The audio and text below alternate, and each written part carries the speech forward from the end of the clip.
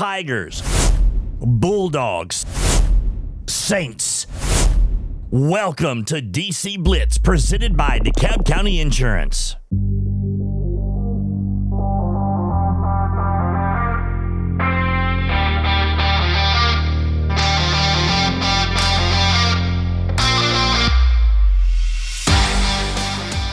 Good morning from Smithville Golf Course, a special edition of DC Blitz. Tom Duggan alongside the coach, Chris Vance. We have an exciting day, Coach. It is the, I believe, second annual DeKalb Booster Club Golf-a-thon.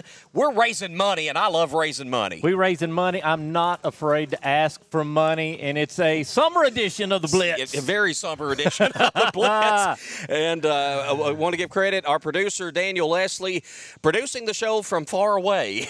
And we're running a little late from when we intended to get started, but we're on the air.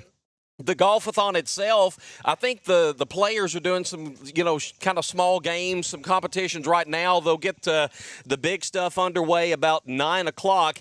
And the thing is, they've been raising money for this, Coach, for, I guess, about the last 2 to 4 weeks. But people can still give today if they want to. And we'll have to get the Venmo contact. But something else, if you want to make a donation, if you'll do this, we'll get the information back to the Golf Boosters. Just send us your name and an email address where we can reach you. You can put that on the chat on our video, and we'll get somebody in touch with you. And every dollar counts. There are 3 different levels of sponsorship. $250 is for the gold, $150 is for the silver, $50 is for the bronze. You could remain anonymous, I guess, if you wanted to do that. Some people like to donate money but don't want their name out there. Yep. Come back, give me some money. My wallet's thin. And another thing, just again, if you just want to send us that info, you can message it to us. If you want to stay anonymous, that way you don't have your name in the chat. And again, Coach, you mentioned the gold level sponsorship, silver and bronze. But again, if you want to say, hey, I only got $10 and I'll be willing to give $10, we'll take $10. We won't, but the golf program certainly will. Well, we will too. Well, yeah, we'll take it, but we know where it's going. Exactly. And you, having coached the golf program, you know the kind of cost that's involved in running the program year in and year out. It is. It really is not like football or baseball where you can put up, signs, out in the outfield or on the sideline or whatever. And you can have sponsorship signs along the way. But, golf is one of those sports that's overlooked. Mm-hmm. It's hard to come by money, and yet it's a program that still requires a lot of money to get it operating. And these guys and girls are good. Yeah. They're good. Jump on board this year if you've not been on board. Back when I was coaching, we did several different things. We had the cards where you could go to area golf courses at a discount. We did the little sponsors where all the little businesses put on there and you got discounts. That way we put on, scramble tournaments ourselves. I think that was the thing that we finally got to and settled on to raise our money. But it cost a lot of money to uniform and outfit and take these boys and girls to tournaments. Hotels if they need that, and it just takes an awful lot of money to run a golf program. I want to say thanks to Kelly Pyburn, by the way. She didn't want to be on camera, so she's behind the camera making sure we're centered up, and thankfully she brought an extra canopy and a fan. it's not hot. I'm not hot, Coach. I'm humid. Humid. There is such a thing as being humid, but we got a fun day planned. We're going to be going to about 11 o'clock today. And do us a favor. Hey, if you're watching the live stream out there, tag somebody and jump in on here and help us raise some money. Again, you don't have to be here, but you are welcome to come out. Come out to the golf course and watch our players. You mentioned something about the fundraising and stuff like that. Golf is not a big revenue sport. I mean, football draws thousands of fans. Basketball draws hundreds of fans. Baseball and softball even draws a good number of fans each year. But golf, you don't have 1,000 people out watching. You could, but you don't. And I used to always have fun with this. I'd advertise, hey, we've got a golf match coming up on Facebook or whatever. And I said, admission is free. Yeah.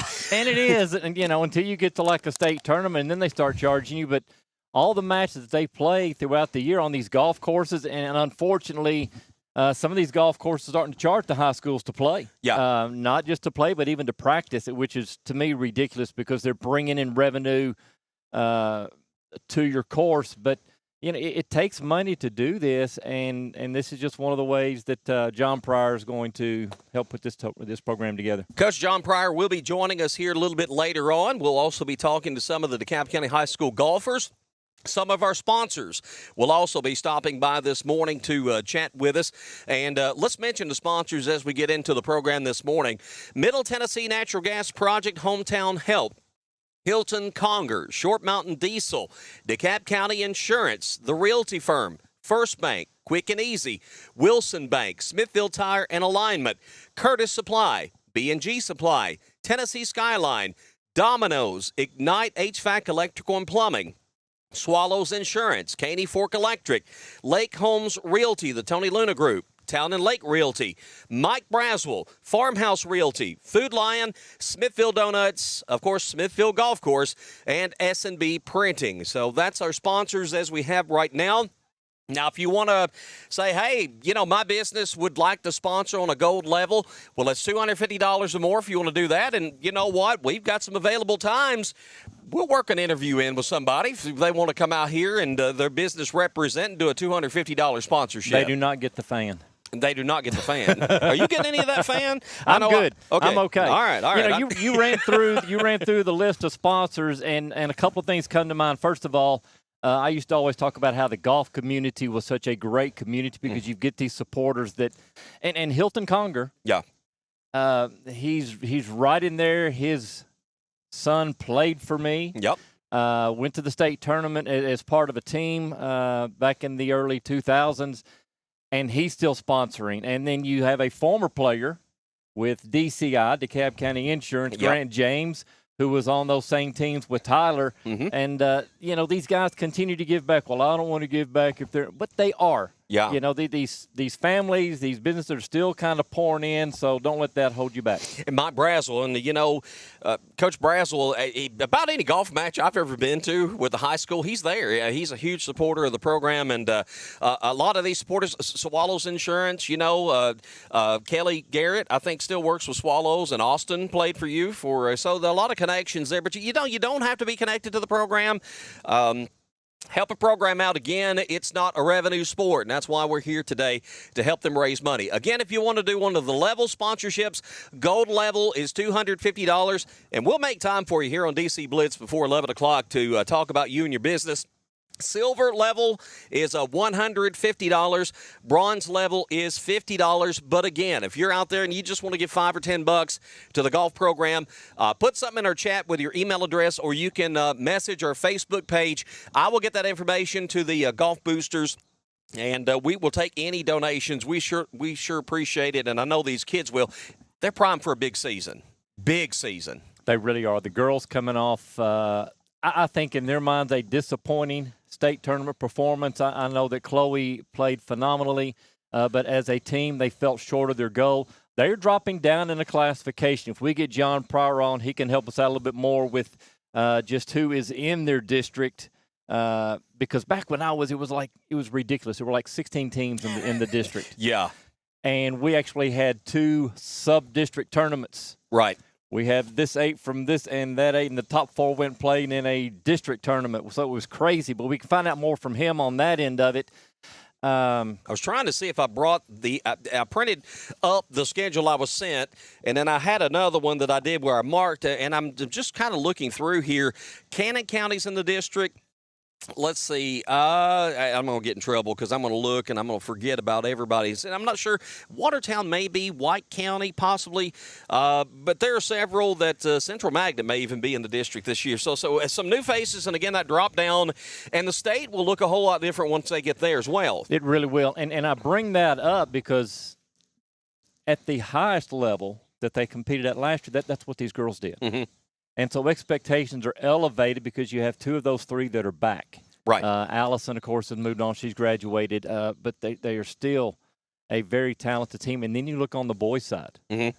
And you've got Blair and you've got Hale and you've got a good supporting cast there. I mean, they're 5 or 6 deep. Yeah. And they can easily make a very deep run in the postseason as well. Do you think maybe, and I know we're going to speculate, and it's been a while since you coached, but maybe girls, boys together this year, this is the best complete DeKalb County High School golf team we've seen since back in your day?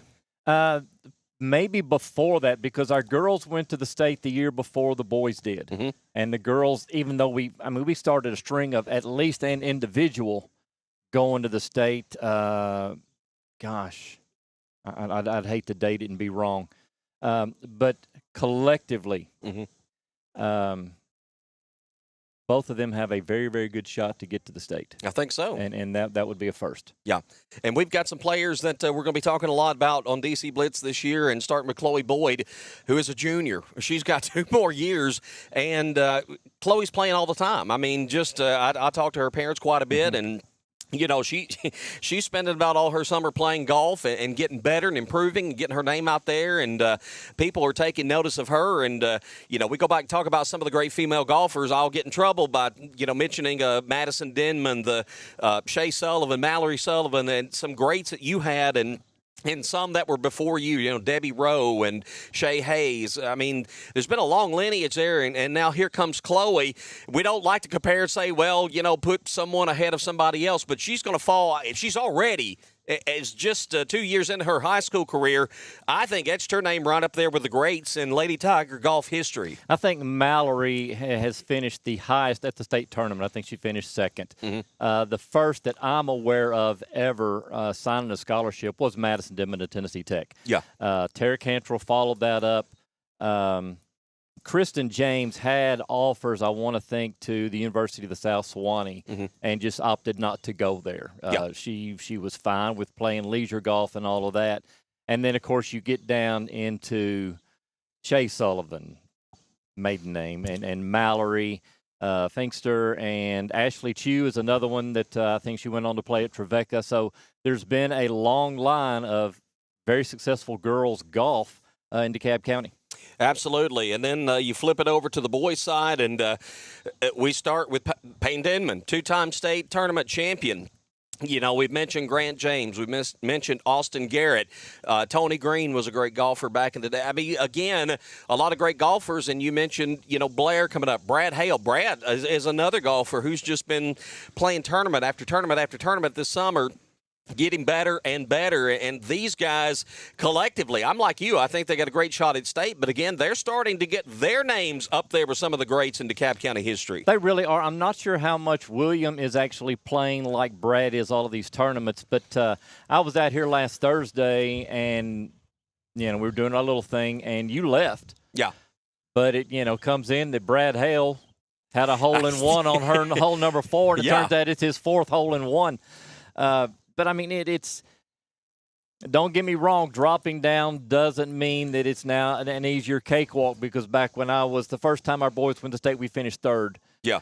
And we fell behind a 1st and 2nd place private school teams. That still irks me, and, we're the best public school in the state of Tennessee, and where's our trophy? But, these guys are just as good and just as capable as the girls are. Small schools have good golfers, too. It was a young lady at Gordonsville just a couple of years ago, Sophie, and her last name escapes me. I feel so stupid. But you know who I'm talking about. Yes. But the best golfer in the state, girls, and a tiny little Gordonsville. So you drop it down to classification.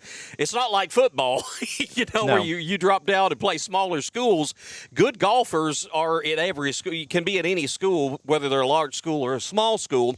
So, though the competition may not be as stiff, you'd never know until you get out on the course. You really don't, and and I know they're not here, but Cannon County's tennis team made the state tournament this past year, and they made it all the way to the finals.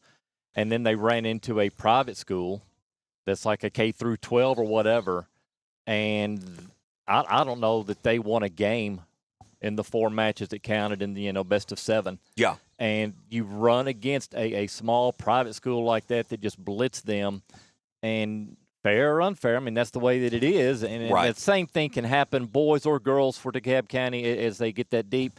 Region's not going to be a cakewalk either. I know John will probably talk about how they're familiar with those schools because they used to be in the same district. But there's going to be somebody that's sleepwalking that's going to be that hazard, that hurdle. All right. Again, the golfers are out here today. They're going to be playing, I think, as many holes as they can between 9 and 11.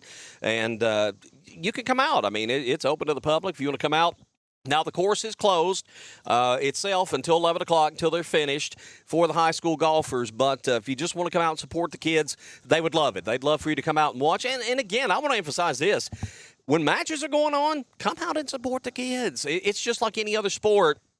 Now, we don't hoop and holler unless you're Happy Gilmore, but it is kind of a reserve sport, but you still can come out and cheer on these kids. It means a lot to them. It really does. It does. You have to keep your distance. There can be no communication with the golfers during the course. I think they've changed that a little bit, that the coach can do some from time to time. That's changed from when I was coaching. Tyler used to get very nervous if Hilton was out, so Hilton would come out and hide behind trees. And Tyler never saw him, but Hilton's watching every swing. Yeah. And it's free. Mm-hmm. And if golf course, you're going to have trees, so you can hide under and stay in that shade. Yeah. We've got tents, but it's a great thing, and sort of like soccer. Once you start following and you get caught up in it, it's a little bit addicting. Absolutely is. All right, again, we want to encourage you to jump in here. If you would like to make a donation to the golf program, if your business would like to make a donation to the golf program, we have gold, silver, and bronze level sponsorships. You can take one of those. Or, again, just any donation would be appreciated by the Booster Club and the DeKalb County High School Golf Program. If you'd like more information or want to contact them directly, you can do that. 615-474-7184. Again, that's the DeKalb Golf Booster Club. 615-474-7184. All donations are tax exempt. You can write it off your taxes. That's always a good thing. But, again, if you would like to make a donation today and just say, hey, I want to give a few bucks, then hit us up on our chat. I've got the chat pulled up, and we'll be happy to mention your business. If you say, hey, so-and-so wants to make a $50 donation, we will certainly mention you on air. We're not going to go to the extreme of project graduation. I'm not eating gross stuff, but we will take your money. We will certainly take your money. Coach, what's one thing maybe about high school golf that people largely don't know, that maybe don't follow the sport quite as much, or something that a fact or something you find interesting about the sport itself that people may not know about it? Gosh, other than the fact that you can't talk, to the players, the coach. When I was there was a 50-yard restriction. I mean, we went and played a tournament in Myrtle Beach when those guys were really good. We got invited. We went. School did a great job in allowing us to do that, but there were a couple of holes where they would allow the coach to kind of offer advice. There was one that had like a 150-foot drop-off. Yeah. And you could tell them club up, club down. You know, that sort of thing. But it's golf is unlike football, baseball, basketball with your referees. You are the referee. Yeah. And you're foursome. And even at the district or the region, the state tournament, you have someone, an adult, riding with you, keeping score, but they're not in charge of making sure that score is correct. That's you, a job to do that. Yeah. You and I are playing against each other, and you'll hear about being pencil whipped all day long. I hit my first 3 out of bounds, and I'm claiming a bogey. Yeah. Well, out of bounds is stroke and distance, so I'm hitting 3 my second time, and then 5, and then 7, then 9, and I'm claiming I've got a bogey. And if you don't keep up with what I'm shooting, you can get away with that. Then I can get away with a lot of that. Yeah. And back when I was coaching, I like, hey, we're playing these two teams with another team. Mm-hmm. We know they like to help each other out and Sure. cheat and fudge on their scores. Won't say cheat, but I did. And so I made sure that our guys played with one of those schools. Yeah. And you keep tracking. It's your job. And, hey, if you get beat by this guy because you're not keeping track of the score, that's on you. Yeah. Because, if probably as much as any other sport, and it was funny because I was just watching Bagger Vance the other day, it's a game of integrity and personal integrity. And if you want to fudge, plenty of times. Yeah. 8, 9 hole, 18 hole, that you can do that. If your character is any better than that, you can do it all day long on the golf course, and nobody's really going to say anything to you. Did you see a lot of that when you were coaching? Came across it. Not that I personally saw it. Yeah. I know that you would have a guy out in the distance, and he's got, like baseball, he's got hand signals. We're doing all this stuff, and that means you hit a 7-iron. Yeah. And when they don't hit the 7-iron and they come up 30 yards short, you see a foot stomp and whatever. I told you to do this. And so you got to look for stuff, and you can find it if you look. But Sure. It really doesn't come to bite you until you get in the district and the region where you've got somebody that's kind of monitoring and you've got the rules officials out on the course. You've always said, as far as you were concerned as a coach, you were kind of a caretaker, however you put it, manager, so to speak. What is the role of the high school golf coach? I mean, what all duties are involved? I mean, practices, kind of walk through that whole process. First, what not to do, okay? Because I knew nothing about it, but I always tried to learn as much as I could, but never tell anyone something wrong. I'm not going to feed you misinformation. I may not give you a lot of good information, but I'm not going to feed you anything bad. Instead of just going out and playing 9 or 18 holes and calling that a practice, I rotated hours. We're on the driving range, and we're hitting 6 and 7 irons today. Yeah. We're hitting pitching wedges today. You're going to go play 3 holes. Finish up. You're going to be up on the putting green, and I expect you to hit 100 3-foot shots. Yeah. And so we're rotating every 30 minutes. Boom, scatter back around, and we've got time to play our 33 holes or whatever. But the first thing, I mean, you need a coach who knows a little bit about the golf swing to really help. But as far as that, I mean, you're selecting a team. John Pryor and I do it differently, different philosophies on that. I had some really good players. I knew there weren't going to be a lot of opportunities for other guys to kind of get in. Yeah. And so our tryouts were, hey, anybody wants to, come on. Yeah. We're playing 9 holes. Right. And I'm taking the top 10, the top 12. Yeah. You don't make it, what if Payne do it? I'm sorry, Payne can try it again next year. Right. Michael Jordan, wherever. Right. And there was a time where I think he purposefully went triple bogey on the first hole just to kind of see me sweat. But Payne has that ability to hit 4 out of 5 birdies, so Right. he wasn't worried. But I got that question. John feels that there's going to be a spot. Yeah. And he really doesn't like to cut people. I didn't like to cut people. I just felt the need to. But so you got to establish your team. You got to go through the same thing of ordering uniforms. You've got a boys and a girls schedule to put together. You got to worry about district regions, all that kind of tournament. And along the way, we're going to practice. And if we happen to make state, I was told this one time, hey, we'll help you with this girl's hotel room going to state. Small sport. Sure. I didn't have the money. Yeah. And she's having to spend 2 nights there. To play a state tournament and a practice round, and the school gave me money that year, but I was told from here on out, you're supplying all that. Wow. And so our fundraising money went towards that, a lot of it. And that's why we're out here today, folks, helping raise money for the golf program. So, I mean, there's a ton involved in it. Some of it's real easy. Some of it's not so obvious with what you have going on. But I enjoyed it. I enjoyed my time. It was time for me to go when I went. And John Pryor's been doing a great job since he's had it. Speaking of which, let's bring on John. He's standing by with an air horn. He's ready to get this thing started. Yeah. Every time we get at least a $100 donation, John's going to blow the air horn. So, if we can get a $250, we're getting Kelly on camera. Ooh, check. Hey, there you are. All right, check. we got you it. Hear me? Yes, sir. Good morning. All right. Good morning to you. Well, how are things going so far? You got So far, we've had a little putting competition and a duck. I want to be careful there. Duck chipping competition. duck chipping contest. Well, okay, explain that. Well, it's a rubber duck, which does not act like a golf ball, and Okay. so I don't know how it's adjusting on the fly. But we're getting ready to start the hole playing for the Golf-a-thon, Right. and so I'm going to kick them off with an air horn. I don't know. Are you ready? Hey, I'm ready. Do it. You Let's ready? go. Yep.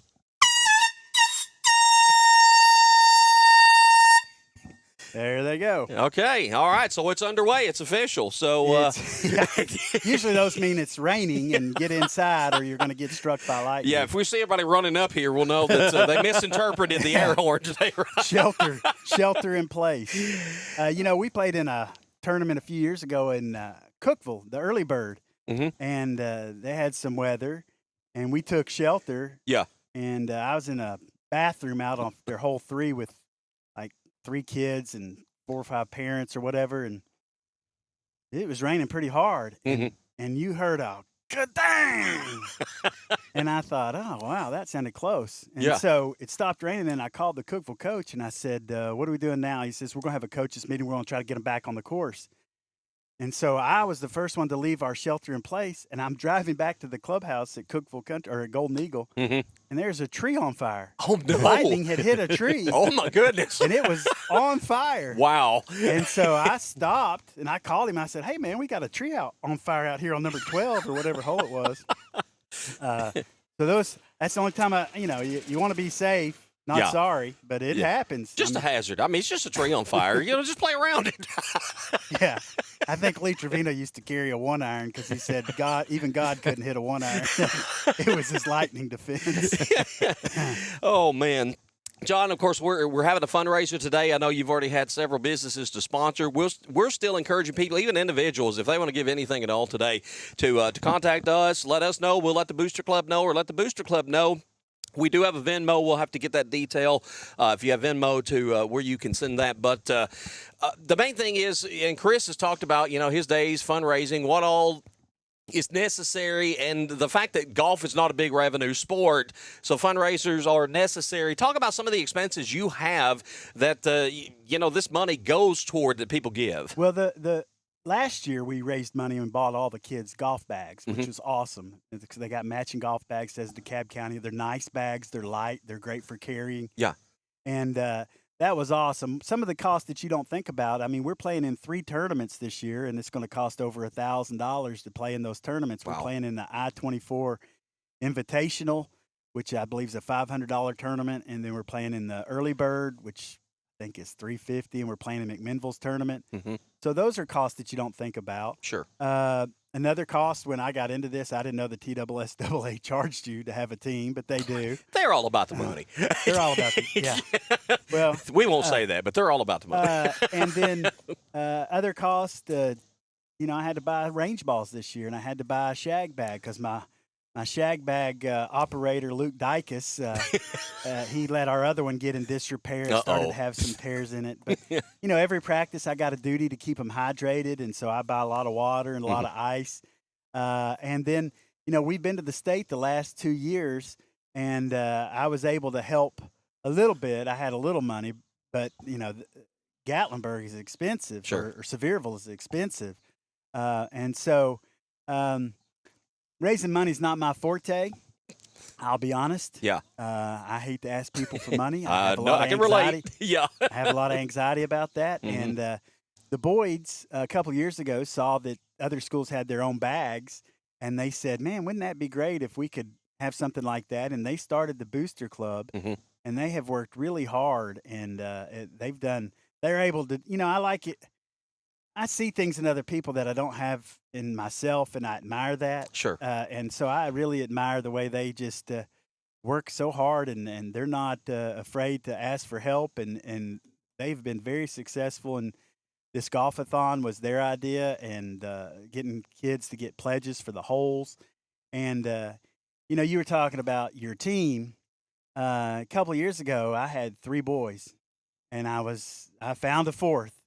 And because we didn't have a middle school program and nobody really played golf, and I guess I'm still scarred by that, and so I have a hard time saying no. My general question to make the team is, do you play golf? Have you played golf? Are you on your own clubs? Right, yeah. And I've had several people come out for the team who could not answer yes to both of those questions. Oh, man. And I had to say, look, this is not learn how to play golf. This is the golf team. Right. But I've got a lot of kids this year. I've got a lot of seniors. And I'm really excited about our season. This is probably my deepest boys team ever. And my girls team, been to the state the last 2 years. We lost Allison Poss. She matriculated. Yeah. And she was Big fantastic. word. I like that. Yeah. I'm still on summer vacation. You leave those big words in your pocket. It's too Don't early ask for me big to words. spell it, but she did it. And we're really going to miss her. She was just awesome for 4 years. But Emily and Chloe are going to make up our girls team. It just takes 2, and they're going to try to go to the state for the 3rd year in a row. I want to get back on the boys team, and we know a lot about the girls, but I do want to talk about the depth of your boys team this year and the work that's gone in to them these past couple of years. Who's coming back? What improvements are you seeing from the guys that you got so far, and who's new? Well, My seniors, Brad Hale is probably going to be our A. Mm-hmm. He's played a lot of golf. He's played in the SNEDs and Mid-South tournaments. He's got his own coach, and he works really hard. And I played with him the other day. He shot a 33. That's pretty strong. Mm-hmm. Will Blair, really talented. He's going to be in the mix. He played in the 2-spot most of last year. So I'm looking on Will, who played a lot. He was a golfer when he got to me. Some of them have played golf, but Sure. Will's a golfer. Right. And he's got a smooth swing, and he's very dependable. And I'm excited about what he's going to do his senior year. Others that I'm looking for them to contribute, Jamison Troncoso hits at a country mile. He's very athletic. I mean, he can dunk a basketball. And, Wow. He came through last year in the district tournament to help us come in second, and he's a senior. Cooper Goodwin, another golfer that's played a lot for us. Those 4 are seniors. Abram Kogler is a junior, and he played a lot for us last year. He was right there on the 5-6 borderline to qualify for the district. And so he's worked really hard, and he plays a lot of golf with his dad, and he's got his own coach. So those guys, and then like Aiden Taylor. Aiden's a lefty. He's my only lefty. And when he started, he was just kind of learning how to play golf. Mm-hmm. But he has worked, and the evolution of his swing is really incredible. I mean, he makes a real move on the ball. Yeah. Where he wasn't quite as serious last year, but he's going to be in there vying for time. Carson Trammell. Carson is he's been on the team all 4 years. He's a senior. He's got a lot of golfers in his family. Carson, I'm excited about Carson. Some of my new guys, Lance Martin. He's a sophomore. He didn't play last year, but I think he started his golf career by getting lessons from Isaac Walker, which is a great start to a golf career. Sure. And so I'm excited about him. I got a couple of freshmen in Nate Wilson and Nate, and then Maddox Pyburn, who's come out here after the 4th of July. Maddox is a baseball player. He's going to be a 9th grader. Silas Kirksey. He's going to be a junior. He qualified for a couple matches last year. He's dealing with a little bit of a baseball injury. Mm-hmm. A couple of sophomores in Lee Trammell and Andrew Kaplinger. They were on the team last year. Anderson Fortner is just come out for the team this year. But, I tell the young guys, they may not have a lot for you this year because I'm so deep. Sure. But I'm still scarred from that year. I only had 3, and I was like, oh, Lord, I'm not even going to have enough to fill the team. Right. They're going to take half my stipend back. So I went and beat the bushes and found Aiden Ramirez, who turned out to be one of the best things ever. Aiden was great. He was so much fun. And it takes 4 to make a team in boys golf. You can play 5 and throw 1 out. Or if you have 4, they all count. And in girls, you can play 3. And you can throw 1 out. Two make the team. Right. So I do have enough for a girls' team. Last year with 3 girls, it was a luxury. 3 good girls. Mm-hmm. And so it's exciting. One of the things that we're looking forward to with the girls is they've redistricted us, and we are now with Murfreesboro Central. We were going to ask about that's something we had discussed the change there. Yeah. What are we going to see in terms of that change? Well, where we were in large school. They just said public schools will cut you in half of your large school, half of your small school. And we were like, if there were 200 large schools, we were 197th. Oh, wow. In our district, I tell you, the district we left, I really enjoyed the coaches. We had a lot of good camaraderie. Mm-hmm. But the Cookeville boys were juggernauts. Yeah. And so you're playing for second place pretty much. Yeah. I think we were in there since 2017. I think White County beat them 1 year. Wow. And that's district. it? Yeah. That's tough. We played in a tournament a few years ago, and it was their tournament, so they let their B team play. And there's a kid on their B team won the whole thing with a 73. Oh, my goodness. I was like, well, that's a luxury when you go 10 deep and your 9th golfer shooting a 73. Yeah. But we worked great together, and I enjoyed that district. But the boys was really tough. Mm-hmm. Stone Memorial had a lot of good teams. White County had a lot of good teams. Cumberland County had some good teams. Livingston. Sure. Upperman joined us late. But for the boys, I believe their road is a little bit better, Yeah. to be honest. although Macon County's now in our district, and Macon County and the Coach Shoulders up there, she's done a great job there. They've put, I think, they had a state champion a few years ago, and he went on to play. He's at Kentucky now. Yeah. Maddox Crowder, I think his name is. But they are tough. I may have to check some holes here. I'm the number keeper. You go when you need to, and you can come back when you can. But Macon County has probably got the traditional best boys program. Yeah. And one. All right. He is a man of many talents. I don't think they get the gist. It's as fast as you can play. They sound like they took their time. We got one hole in that first 15 minutes. They're humid. But we've got it here, so they won't forget it. They're like me. They're humid. But Macon County has traditionally had a really good program. And Cannon County is now in our district. Watertown, they've had some good golfers. Murfreesboro Central, I don't recall them having – I mean, they've had some good boys, but they've got a really good girls team. Mm-hmm. And that's the interesting part for our girls is last year Murfreesboro Central was in large school just like we were, right. And they dropped down. Yeah. And they tied for first at the state. Mm-hmm. And they lost in a playoff to Page, and they return everybody. Oh, wow. So, it's good.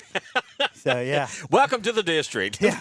So we won the district and the region the last 2 years. Yeah. And this year it's going to be tougher to win the district. But, you know, they take the top 3 teams from district to the region.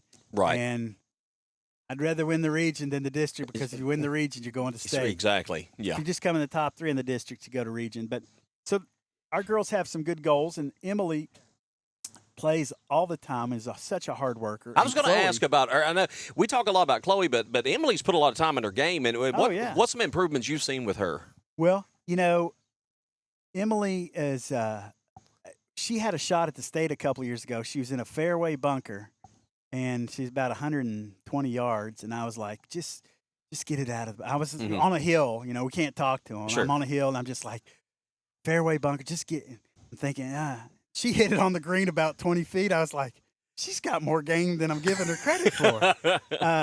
She's just really solid and responsible and doesn't do stupid things. And, Yeah. she works hard. And I am such a huge fan of her, not only as an athlete, but as a person. Yeah. I think she's got a bright future in whatever she chooses to do. Sure. And I know we're going to count on her to make a good showing in the postseason. Mm-hmm. And I have confidence in her. I trust her. Yeah. She's got everything. She hits it pretty good. She does have a tendency to get a little bit off where she's not making good contact. But as long as she's making good contact, she's someone who, you know, I'm sure you remember, Coach. There are people that don't pick up a club for 3 weeks and they can come back out and they hit it better than they did before. But Emily needs to keep playing, yeah. And so we're playing a lot, and so hopefully we won't let any rust grow, and I think she'll be ready to put on a show. And then Chloe is a golfer. Yeah. She is. I say that's not fair. She's outstanding all around. She's a good student. She's involved in yearbook. You know, last year we went to read to the West School. And she read, you know, most kids, you put them in a classroom. She's a sophomore in high school, and she's reading Dr. Seuss to the second grade class. I mean, she had them in the palm of her hand. Yeah. So comfortable. She is just I'd like to think golf has helped her mature as a person, but I don't. Her parents are great. I mean, Chloe is just she is always on go.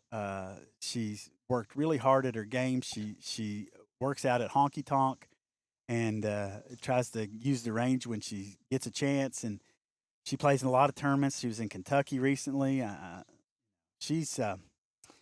Chloe's special. She's great with interviews too.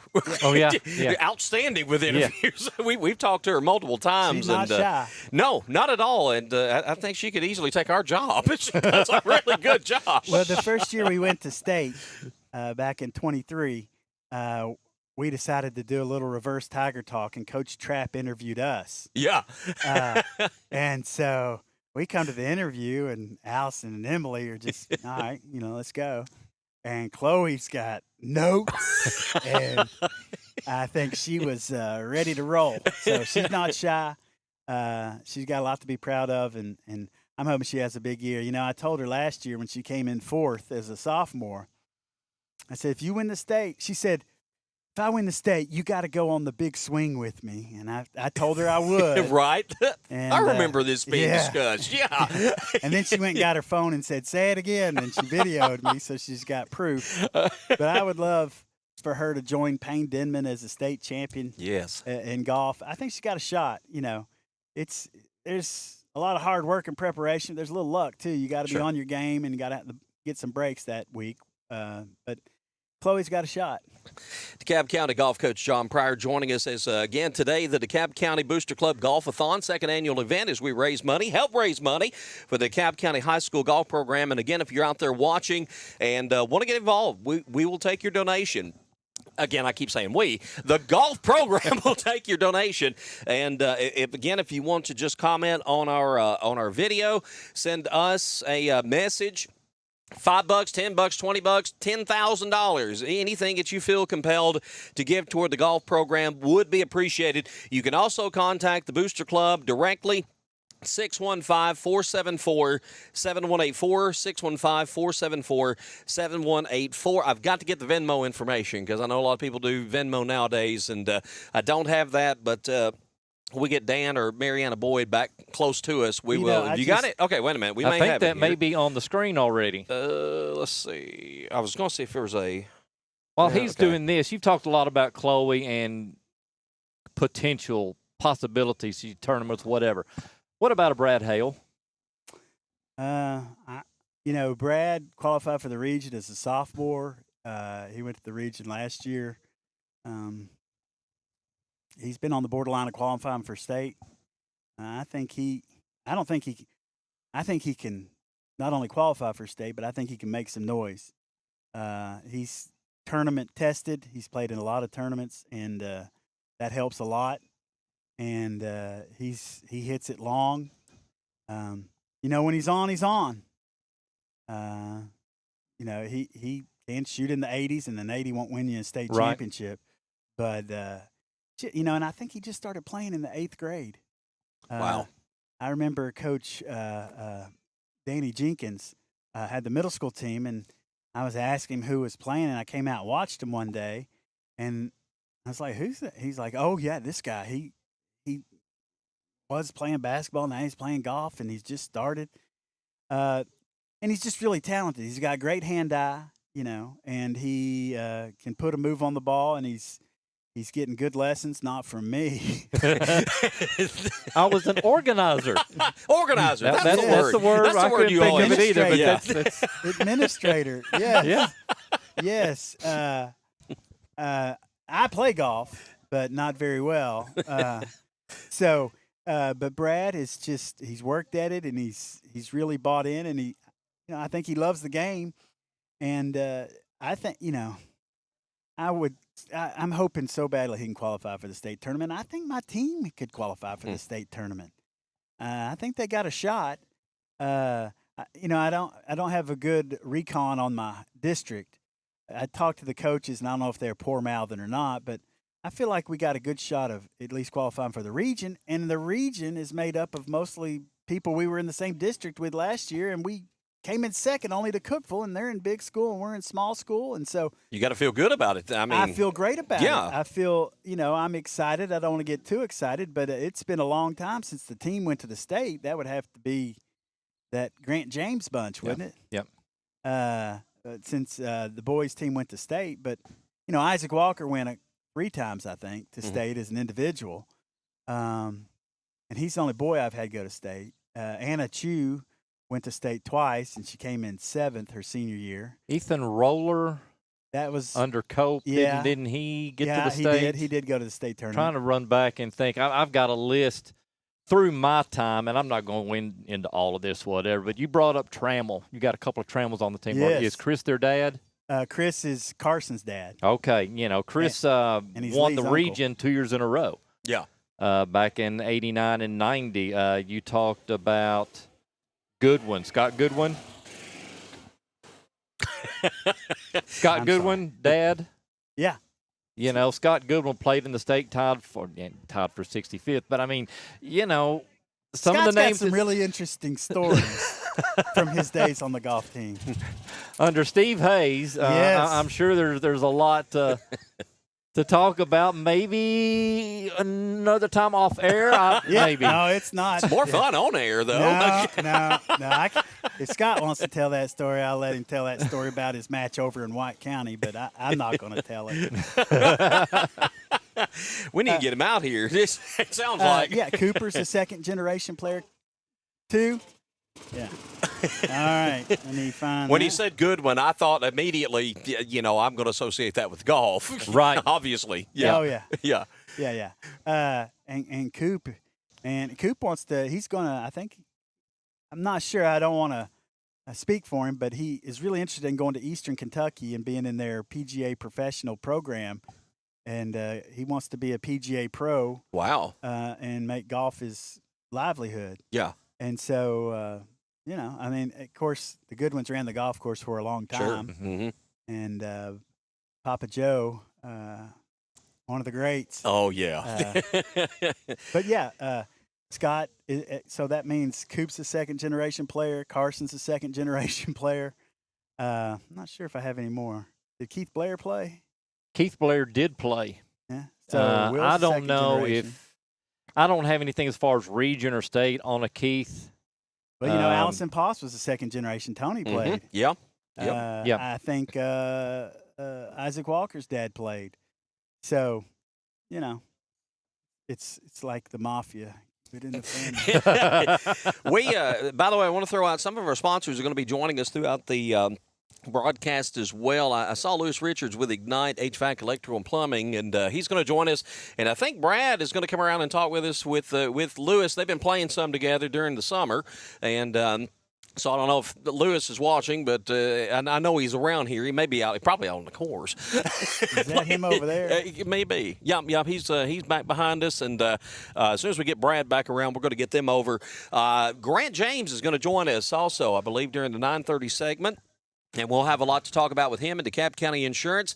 And we've got Lake Holmes Realty. Danielle Reynolds is going to be coming by to talk with us. And First Bank. Not sure who's coming from the bank, but somebody is. sure. Could be a good one. It could be a good one. Yeah, Got a Scott over there. But I am just so humbled and so grateful for all these people that want to contribute. Just blown away, to be honest, at the generosity that has been shown to the golf team. I'm trying to do a good job. I'm trying to put a good product out there, and so anyway, it's we feel the love for sure. How many years have you been doing this now? I started in 2016, so this would be my 10th year. 10th season. Wow. Yeah, I can't believe it. It goes fast, don't it? It does go fast. It goes fast. Yeah, What are some standout memories for you? Well, one of my first memories is Anna Chu, who had a pretty good season her senior year. Her freshman season, she was on the team. She fell at football practice and broke her arm, so she didn't play her freshman year. Sophomore, she was pretty good. Junior, she was better. Senior year, she was coming along, and there was a girl from Cleveland that beat her in the early bird, and Cleveland was in our region. And she really wanted to get this girl. She wanted to beat her. And we went to the region tournament at Golden Eagle. Yeah. And Anna shot a 65. I mean, she shot a 73 at the early bird, which I thought was great. Yeah. And again, I short-sold her. I was like, you know, if she could just qualify for state. Well, she wins the region. It's the lowest region qualified and score in the state. So she's coming in as the top individual. Wow. And she's playing with a girl that's going to Vanderbilt and a girl that's going to Alabama. Oh, man. Girl going to Alabama named Isabella Vanderbeest from Kingsport Dobbins Bennett. I mean, I couldn't draw it back. You put me on the first tee with Isabella Vanderbeest from Kingsport Dobbins Bennett. That's a name right there. I'm like, I'm out. Yeah. But, and Anna was leading for a while. I think after the first day, she was like in third place or second place, and then she finished seventh. I'm over the moon. Yeah. I'm just absolutely over the moon. And this reporter wanted to interview her, And she says, give me a second. And she walks off, and she's a little misty-eyed. And I thought, oh, somebody said something to hurt her feelings. Or, well, what's wrong? Are you hurt? What? Yeah. She said, I wanted to win. I was like, that's so awesome. Yeah. Had a really good memory. I'll tell you, one of the funniest things is I had Aiden Ramirez and Cesar Gaspar on the team, and 4 of us, I think Summers, I can't remember who our 4th was, we went over and played White County, and we got drubbed. I mean, they might as well have dragged us around the back of the pickup truck. I mean, and so we go to El Tapatio. What's that? Yeah, El Tapatio. El Tapatio Yeah. afterwards. And Caesar and Aiden, they speak Spanish. Yeah. And we're getting ready to walk in. And Caesar looks at me serious and says, hey, Coach, let us do all the talking. That was so funny. Aiden Ramirez, Gasolina by Daddy Yankee was our theme song for a while. Yeah. We'd ride to the matches with that blaring, very country club-esque. Yeah. Yeah. But last year, when I was hoping to finish in the top 3 in the district to qualify for region, and I needed Jameson. Jameson was in my 4 spot, and I realized that if he shot like a 91 or 2, we would tie. We might be in a playoff to go to the region. Right. And they put the top 4 teams off together. They put us in the 5th spot. So they're all finished. Their scores are all added up. Mm-hmm. So Jameson's coming in, and I know what I need him to say. And I said, Jameson, what'd you shoot? And he says, 87. And I had a sudden onset Tourette's. But I was really excited. And it was my birthday. And so we had a big party That's awesome. up there at Deer Creek. Yeah. It was a lot of fun. So, Man. are you all? You want me to step aside? I was going to say, are we waiting? Lewis is with us. Are we waiting on Brad? Or do you know? He don't. Okay. All right. Well, we can track him down. I'll track him down. okay. Let's. Why don't I step aside go and I'll right be ahead. back if you need me, okay? Okay, that'll be, just stop back by when you get a chance. I know you got plenty to do. John Pryor, DeKalb County High School golf coach, wearing many hats and headsets today. Yes. So we appreciate it. We've got Lewis Richards from Ignite HVAC, Electrical, and Plumbing. He's going to join us in a minute. We're going to try to find Brad Hale. And we're going to get these two together because they've been playing some golf together this summer. And, that's something I love, too. People out in the community interacting with their student athletes and playing golf and enjoying it. And I think it's good for the student athletes. It is, and there's something about golf and tennis. Basketball, to an extent. I mean, you can still get up and play half court, 30s, maybe early 40s, but – they've got these things out here that are called like senior tees. Yeah. In golf. And, I mean, once you learn this sport and you just fall in love with it, you can play it for a long time. And those tees help kind of level the playing field on some because you get older, you lose your distance. So they kind of give you that back a little. Right. And, I'll echo what John said, and this goes back to when I was coaching, that, this golfing community is impressive. It is. And, John, like all of us, we have our shortcomings, and his is fundraising. He just doesn't like that. He doesn't feel comfortable. But the community is going to pick up his back. Sure. And the Boyds have obviously done that, and not just the Boyds, but, you got a community of golf. And DeKalb County, going back to Steve Hayes, and you mentioned Mike Brazel. I think Mike Brazel was the coach a year for the golf team. Coach Luna, well known for basketball, was the golf coach, and you got Steve Hayes, and you've got all of these guys, and they made it work because of the community. Absolutely, and it is a big time golf community. A lot of people with interest, and again, it shows from our sponsors. Do want to mention our sponsors again.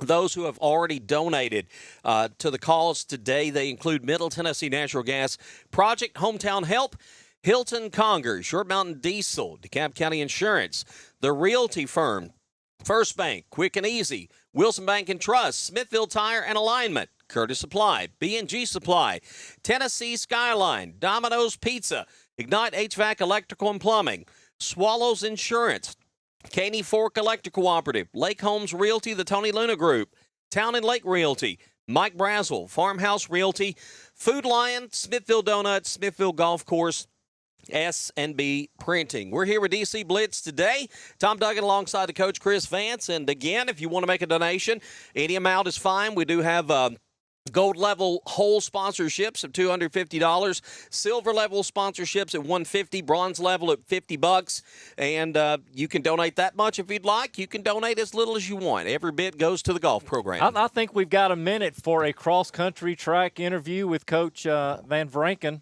Is she here? She's just going to walk. She's got to go to the, okay, she's got to go to the loo. We might catch her on the way back. Their season. You know what? That's one thing we're not talking much about. The seasons are coming. In fact, the DCHS golf schedule starts Monday, July 28th. So school won't even be in yet. No, that's Watertown regular? and White County. The early bird is actually on August 11th. So by the time school gets started, Coach, they will have played in the I-24 Invitational. Yeah. They'll play that first match, and it starts early, but in essence, it ends kind of early. State tournament this year will be October 9th and 10th for DeKalb County's classification. I'm guessing that they still have 3 classifications, private, and then 2 publics. And it rotates, and there may be a short season. Yeah. Because they all start at the same time, but to get the state tournaments in at the same location, Sure. you have one tournament classification, and then the second one, and then the third one. And so it could be a short. That's another. Regardless of how long they play, he's getting the same amount of money. Yeah, exactly. The state tournament now is Sevierville. I know for the second year, maybe more than that, but I know it was there last year, and it's there again this year. What do you know about that course? Do you know much about it? Which one? Sevierville. I do not. There is a course up there that I played once that I hated. I lost every golf ball in my golf bag. I can't imagine anything up there in Sevierville that doesn't have a ton of trees and hills. And no, back when I was, it was Madison played. And gosh, it's out of my mind. But then they moved it to Old Fort. Yeah.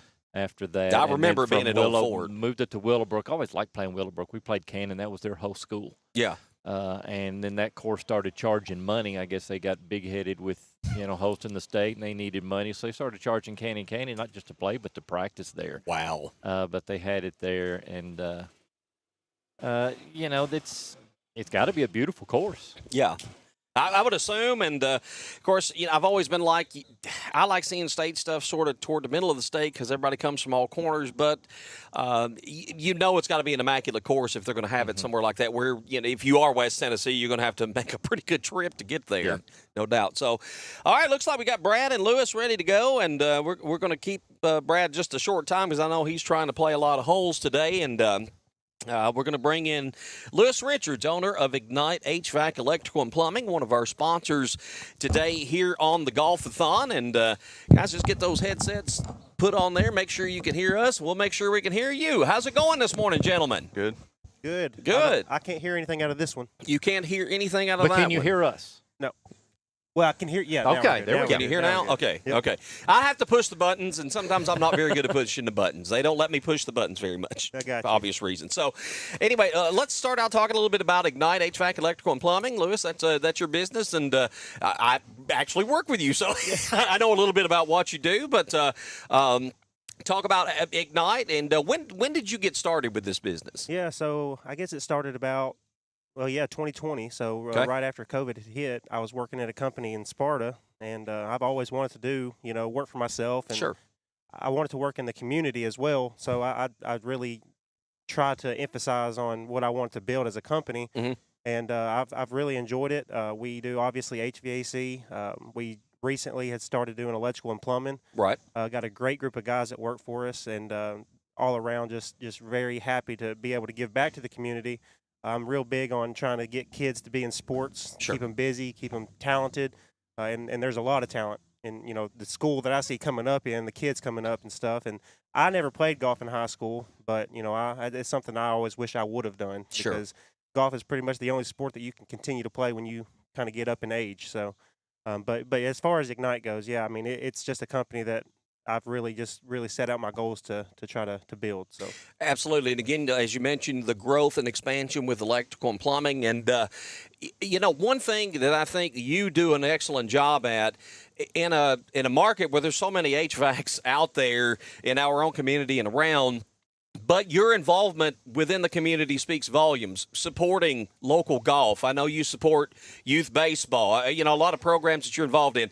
How important do you feel that is to not just have a company, a business in the community, but for that business to really get behind these young people? yeah, I mean, as you stated, the little league ball field behind the high school. I'm on the board with that, and just kind of seeing the struggles that they have raising money, and I'm sure with golf as well, having booster clubs, donations, and it's really sad to see that without donations there is no program. Sure. And I want my kids, because I've got 2 children, I got a 10-year-old and a 7-year-old, and I want them to be able to grow up into sports and really set out to what they want to do. Right. And without somebody being in the community to help contribute to that, those programs go away. Absolutely. So it's really important for me to be able to give back to the community. I would love to just see it continue to grow. Me and Brad here, we play golf quite a bit together, scrambling, and I believe it or not, I learned golf from him too. He's a heck of a golfer. I was about to ask you, what stands out about Brad's game? Just the consistency, and he keeps his composure, and he's always picking people up in spirit. When we play at a Thursday night scramble, for example, you have a team of 4, and sure, he's the A player. He's the picker, and just if any of the teammates are hitting bad shots, he's right there. Hey, it's all right. This is what you need to do, or hey, it's all right. We got this. He's just an all around great guy. Yeah. So. All right, Brad, it's a big year coming up. I know you've been busy all summer. Have you taken any time off this summer, or you been golfing the whole time? No time at all.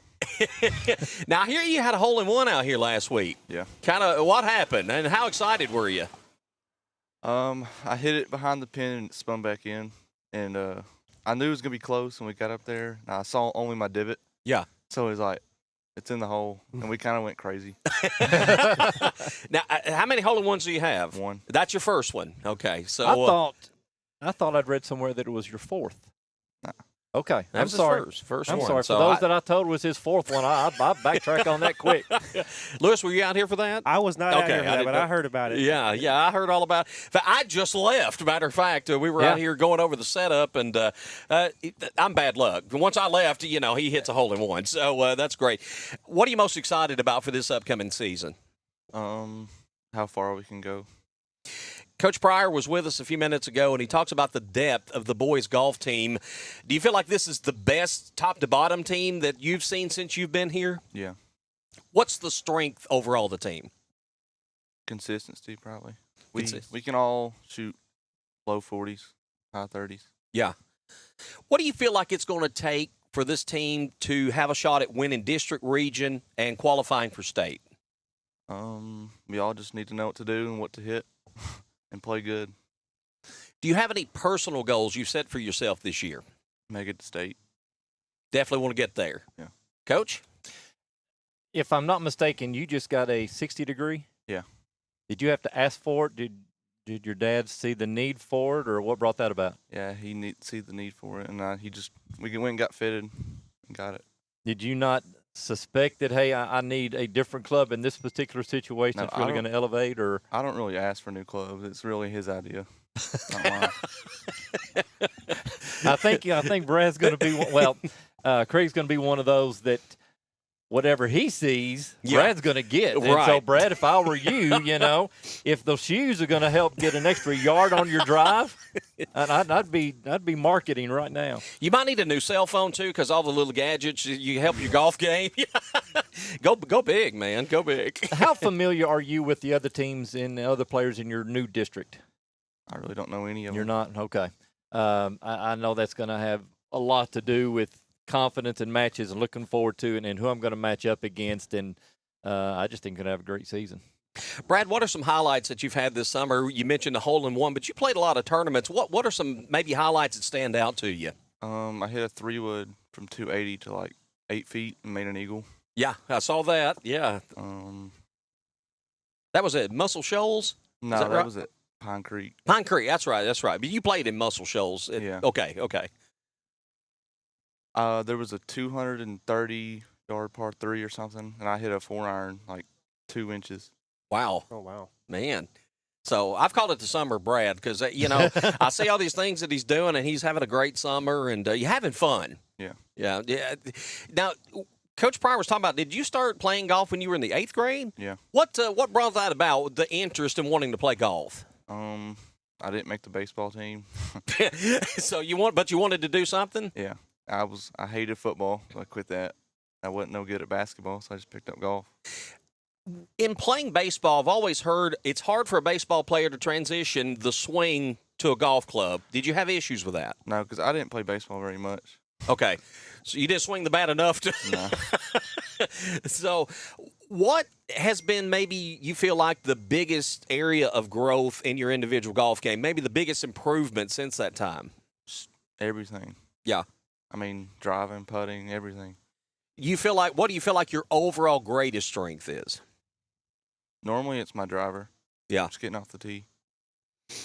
All right. We're expecting a big season from you, from the team, the whole DeKalb County High School golf organization this year. I think it's going to be a huge, huge year. We're excited about it. Coach Pryor's very excited as we've talked to him already this morning. And, of course, we're here raising some money today and help Brad and these guys and gals.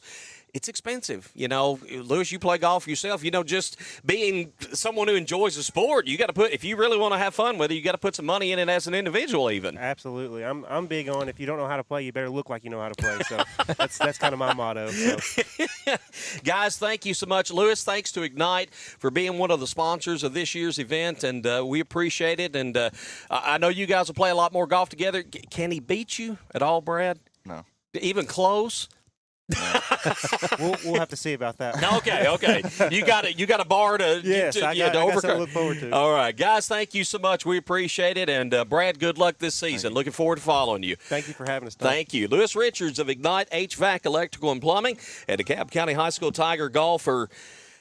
And I just went blank. Brad Hales. There you go. On DC Blitz. Y'all can go as.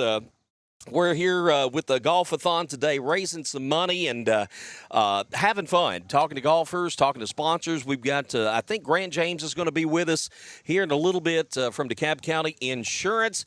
And we've got some other sponsors that'll be stopping by as well. I think today we just talk about all the goals, the expectations. I'm excited. You try not to put too much on these kids, but I know – I think there's a lot of goals, and I tell you the truth, Chris. You said you talked to Brad and you talked to Chloe. They're ready for these expectations. It's not something that's maybe freaks them out. I think they embrace it. I think they love the challenge, to be honest with you. I think that approach. I'm ready to face this challenge, and that's what it is. And I hope they don't get this mindset. Well, we're dropping down to small division.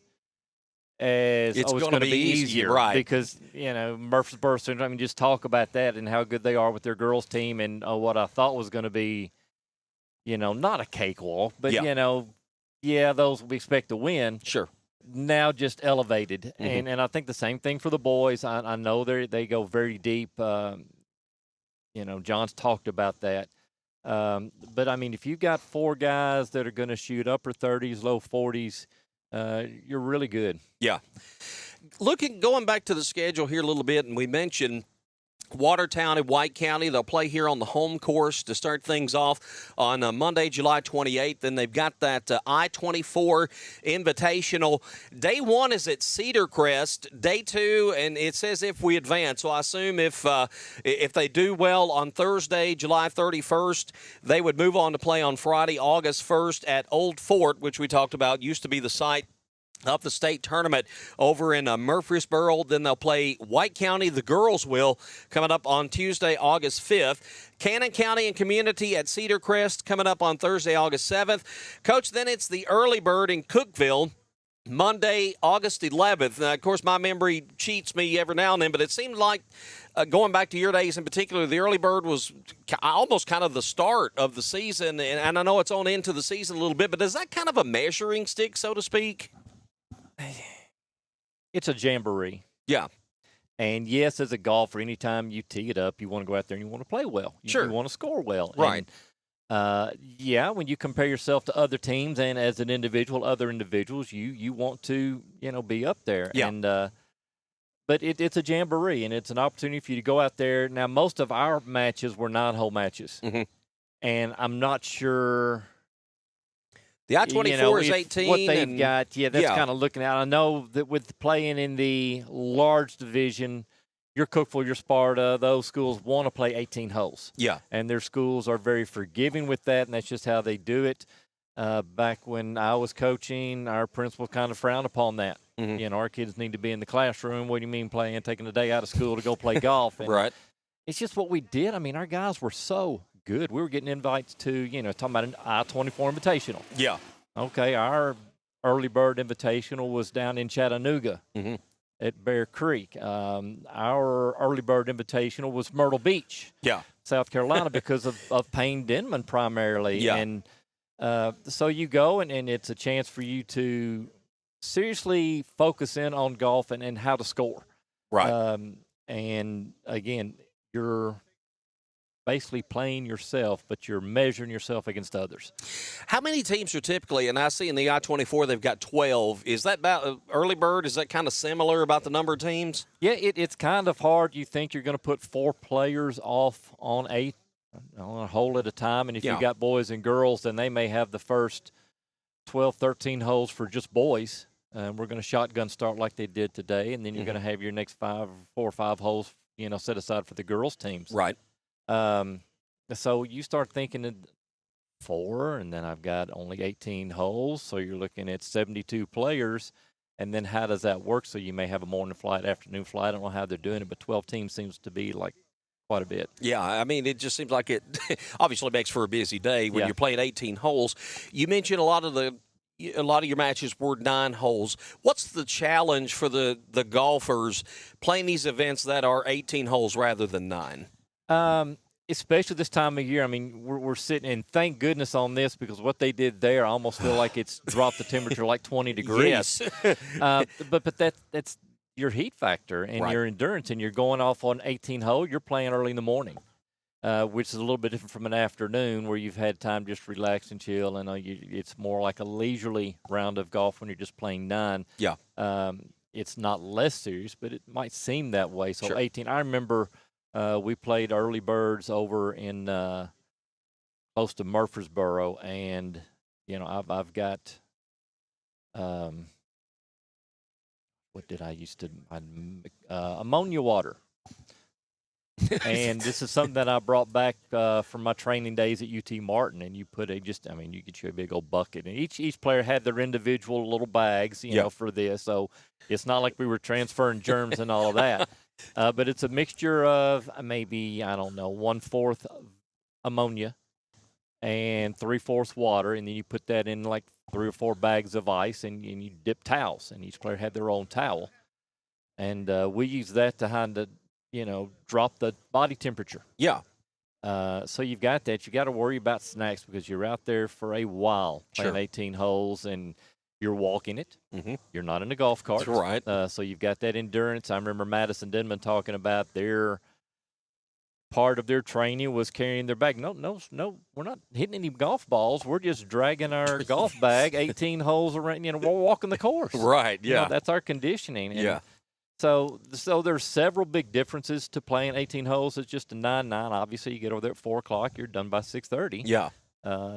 18 holes, it's a more serious type of match. You bring something up people I don't think a lot about, but these kids do. They carry their clubs. They're walking. These courses are not, they're not in a course. You do have to be conditioned for that. I mean, because that's got to take a lot, especially on a day like this where it's so very humid. You really got to be prepared for that, because I'm sure it zaps you with your game if you're not. Even if you have a push cart, and especially with the girls, those are becoming more prominent. You see them more and more. And maybe not so much with the guys. I'm a big old macho guy. I don't pull cart from my golf bag. I'm going to throw it on my bag and off I go. But, yeah, they're walking it. And, again, I noticed this over at Honky Tonk. Yeah.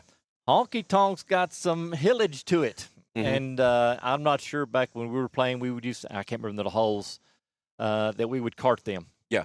From this green to the next tee box because it was a hike. Sure.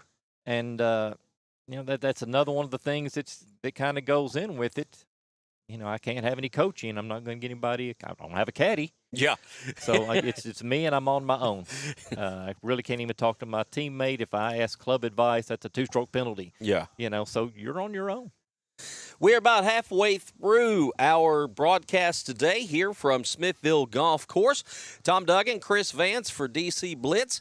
Kelly Piper is manning the camera and playing on her phone in her farm clothes. That's why she won't join us today. John left his air horn. He doesn't need it. They've started. So unless the weather turns bad. So we don't want to go over there and get that and just blow it for the fun of it, right? We could make everybody wonder what's going on. We better not. Anyway, we want to again thank the sponsors who've already contributed to today's Golf-a-thon. Middle Tennessee Natural Gas, Project Hometown Help, Hilton Conger, Short Mountain Diesel, DeKalb County Insurance, The Realty Firm, First Bank, Quick and Easy, Wilson Bank and Trust, Smithville Tire and Alignment, Curtis Supply, B&G Supply, Tennessee Skyline, Domino's Pizza, Ignite HVAC, Electrical and Plumbing, Swallows Insurance Agency, Caney Fork Electric Cooperative, Lake Homes Realty, Town and Lake Realty, Mike Braswell, Farmhouse Realty, Food Lion, Smithville Donuts, Smithville Golf Course, and S&B Printing. We're coming to you from Smithville Golf Course today, and the players are out playing holes, and when John gets a chance to come back, maybe he can update us on what's going on with that. Again, we've got a few more sponsors that are set to join us during the program today. Dan, are we going to get you or your wife to come talk a little bit about the Booster Club? And she's going right. Okay, all right. He's gonna put the boss on when she comes back. So. We'll get Mariana Boyd to come up and talk about the Booster Club. And, they've helped this program out immensely, as John had pointed out. And did you have a Booster Club back when you were coaching? Did not, but it felt like it. Yeah. It felt like I had a club right there behind me. And usually it's the parents of the seniors. Sure. With that special group that I had, gosh, and again, it's one of those deals where you start throwing out names, you're going to forget somebody. But, you got Kelly and Scott Goodwin, Austin's parents that helped. Garrett. You've got Payne and Gina Denman, Payne's parents. Bud, you've got the Jameses. You've got Kevin and Robin James. And those six, really – in those 3 or 4 years where they were freshmen through seniors, they were the lifeline that I had. And you had a buku of others. I know when I first started, the Crippses were playing, the twins, and their parents did a great job supporting through all of that. And we've got Grant there now. Okay, we got Grant James. When he come on, Grant, we'll get him over and get him mic'd up here. I said it back when I was coaching, and John's talked about it. It's a community. Sure. And it's if somebody in this community sees a need, then they're going to take care of that. Absolutely. Whether the coach is aware of it or not, it's just going to be one of those things that's done. John talked about golf bags. I know there was one year where I bought the team, and it wasn't a complete set, but, it was enough for our guys at the time to have a bag. And then a couple of years later, that same group of parents got together and they bought the ping bags, matching for the kids. And, it's where they pick up those loose ends. It just makes things for the coach a lot easier. We are joined by Grant James of DeKalb County Insurance, one of the sponsors today, and I'm going to go ahead and announce this. Grant James and DeKalb County Insurance are title sponsor for the entire duration of the upcoming season of DC Blitz, our game broadcasts and everything. We want to thank you for that, but more importantly today, we want to thank you for sponsoring the Golf-a-thon. Of course. I know golf means a little bit to you, right? It does. Can y'all hear me okay? I want to make sure I don't have the audio coming in on my end. How about now? No.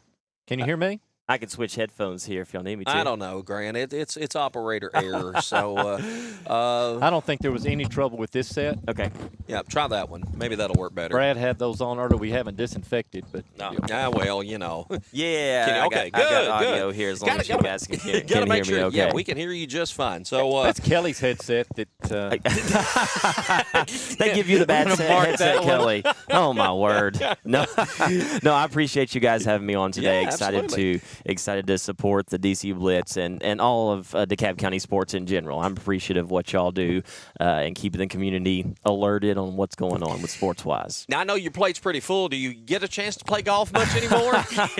No, I was just met Mr. Boyd over there, and we were talking ever since college. I entered the workforce, and now my wife and I have 3 kids, as you guys know, and had back surgery a couple years ago, and life looks a lot different now. It's like I have a lot of responsibilities or something, business wise and family wise, but I still love the game, the passion for the game, being around the game.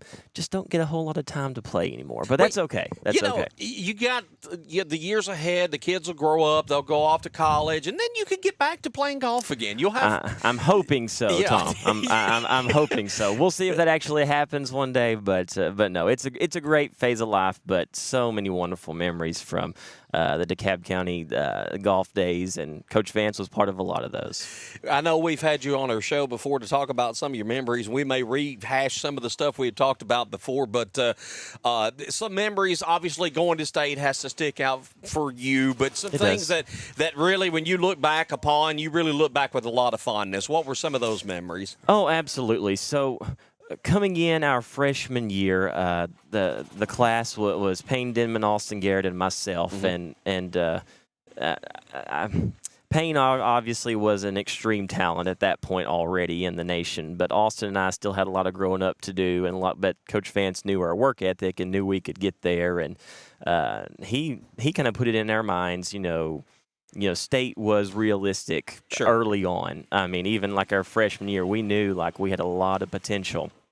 Payne ended up making it as an individual our freshman year, I believe, Coach, and but as a team we didn't. But we came back that second year, our sophomore year, and we had that expectation of making it to state, that goal. But Coach Vance helped raise the bar quite a bit more and realized, hey, you guys not only can make it to state, you guys can make a huge run in the state tournament, and we did so. My sophomore year, we were, I believe, tied for first at the end of the after the first round of the state tournament, and then ended up finishing third, I do believe, after the second day. Didn't have quite as good a day, but I mean, we had Grant Goodwin, who I actually work with on a daily basis now, which is awesome. Had him as a teammate, and Tyler Conger, and myself, and Austin, and Payne.